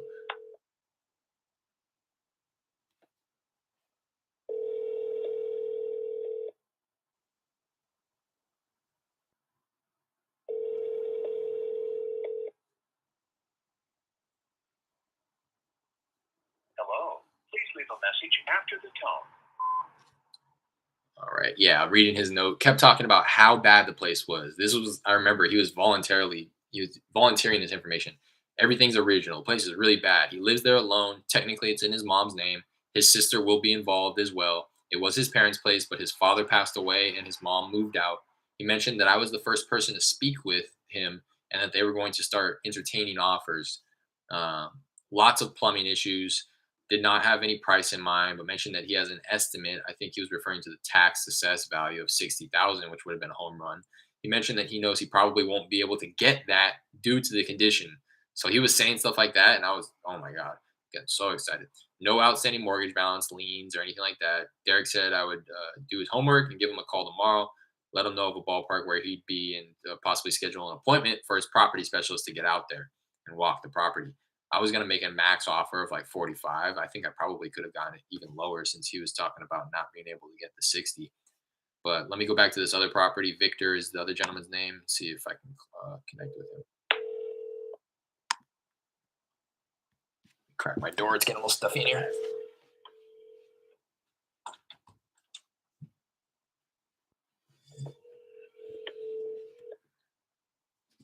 I'll leave him a voicemail if he doesn't answer. It's been a while since I've been there. Oh no, it's only been like a month, so I won't. Say double tap.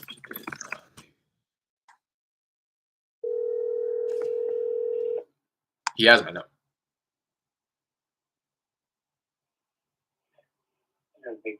He has my number saved because again, he's called me back before. I'm gonna go on a bi-monthly follow-up, follow them like every 2 months now, just so I don't waste my time. Follow up with them early April. And I'm gonna try this guy one more time. The other gentleman, his name is Darren.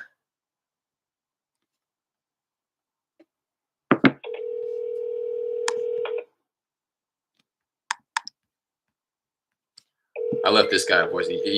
This number used to be his voicemail was full, and I was unable to leave him a voicemail. So I had left him a voicemail the last time I called just a few weeks ago. So I'm not going to leave him a voicemail this time. I try to just space it out a little bit. Hello. Please leave me. Thought he answered. Double tapped. Did not leave voicemail. Push this guy out.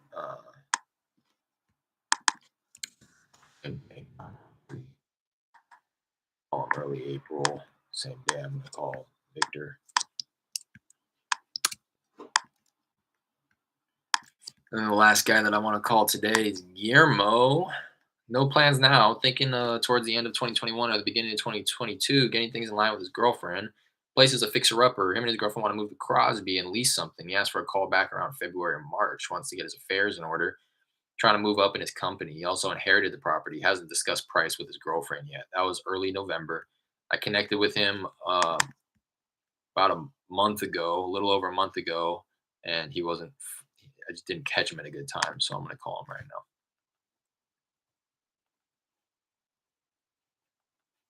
And I'll do the same thing, dial out, and I'll start trying to run some comps.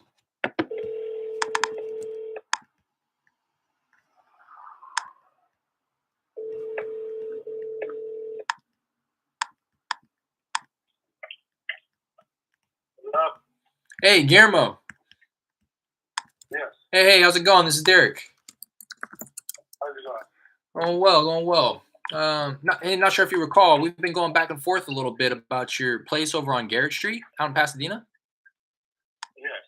Yes. Yeah. I just wanted to reconnect. I know the last time we talked, sounded like you were kind of still speaking with the girlfriend about what it is that you guys were wanting to do. I just wanted to reconnect, seeing if you guys have given it any more thought. We have, but we had kind of had a little setback, but we're still planning. I'm still planning on selling it. Mm-hmm. This is not at the current moment. Sure. But I'm hoping this year, sometime this year though. Okay. All right. When do you think? When do you think would be a better time for me to round back with you? Let's see. Probably around October. Okay. I'm trying to leave this house before the end of the year. Sure. Okay, perfect. Yeah, I'll give you a call towards the end of the year then. Alrighty. All right. Appreciate you taking the call. Have a good one. You too. Bye now. Again, I know like a master closer may be watching this video. Well, they're probably not watching this video, but if they watch this video, they would know. Like, oh no, Derek, you got to dig deeper, man. You gotta. But to be honest, at this point in my career, I'm pretty much going after the low hanging fruit. I'm gonna continue following up with these people so that when the time's right for them, a master closer may hear that and think that they'll be able to shorten that timeline for sure. He's talking another 8 months, so I'll follow up with him in 4. But you know what I mean. I know that my sales skills aren't crazy good, but I'm going after the low hanging fruit. I'm not trying to shorten this guy's timeline so much. So connected with seller. He sounds like he had a quote unquote setback. Unsure what this means. Confirmed that he was wanting to move out of this house before the end of the year and asked for a call back in October. I like to leave myself notes if I pick up on anything in the conversation. So notes. It sounds like he wants to move, but his girlfriend does not, and she is the one holding up the process. What do you guys think? That's kind of what I gathered. He was like, I want to sell it. Kind of like inferring that I do and she doesn't. Asked for a call back in October, 8 months, but Eric is calling back in half the time.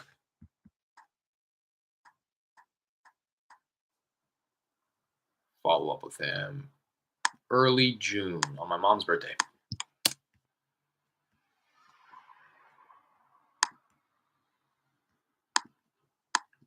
Maybe not on my mom's birthday. The next day, just in case we're doing something.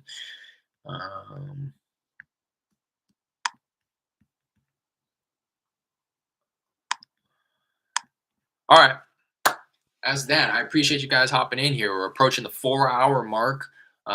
Love to everybody who hopped in here. I saw some new names. I was gonna say new faces. Some new names in here. I appreciate you guys jumping in and talking with me. It's always a blast connecting with some new people. If you haven't already, please do me a favor, hit that like and subscribe button. My goal is 1,000 subscribers before the end of the year. So if you took anything away from it, please do subscribe. We'd love to have you, on future live sessions. And if you took anything away from it and you know anybody else who's in the industry, feel free to shoot them my channel and let them know that, I'm making moves. So appreciate you guys. Also, you can check out the links in the description. Just know that 2 of them are affiliate links, both that are associated with Batch Skip Tracing and Batch Leads. If you're interested in either one of those, feel free to, check them out. If you want to support me in the channel, go through the links in the description. If not, by all means, don't. The other Instagram or the other links down there is my Instagram. If you want to connect with me, feel free to slide through my DMs. I'll do my best to get back to you. The best way to get a hold of me, though, and anybody else who may be a subscriber to this channel, is going to be the Discord group that the link is down there as well. And that's going to be the best way to get a hold of me. Trying to get as many people in there as possible. Once we get a good handful of people in there, I'd like to start getting some feedback as to the type of content that you'd like to see in there. I'd love to, throw my scripts in there, or throw some resources in there that I use personally for you guys as well. So feel free to check that out. Got another text back. Maybe it's something favorable. Oh, hell no. She said 500,000. I'm not gonna text her back ever. She said 500. Again, prices are going crazy in the area, but I have ARV at 338. Gonna go ahead and tag her high asking price and not interested. Going to remove my future task for her. I'm not going to waste the 0.0075 cents to text her back and say that that's not going to happen. Just going to go ahead and move on. Come into my dialer, make sure that I've removed her from my dialer as well, because I don't even want to waste the time to call her.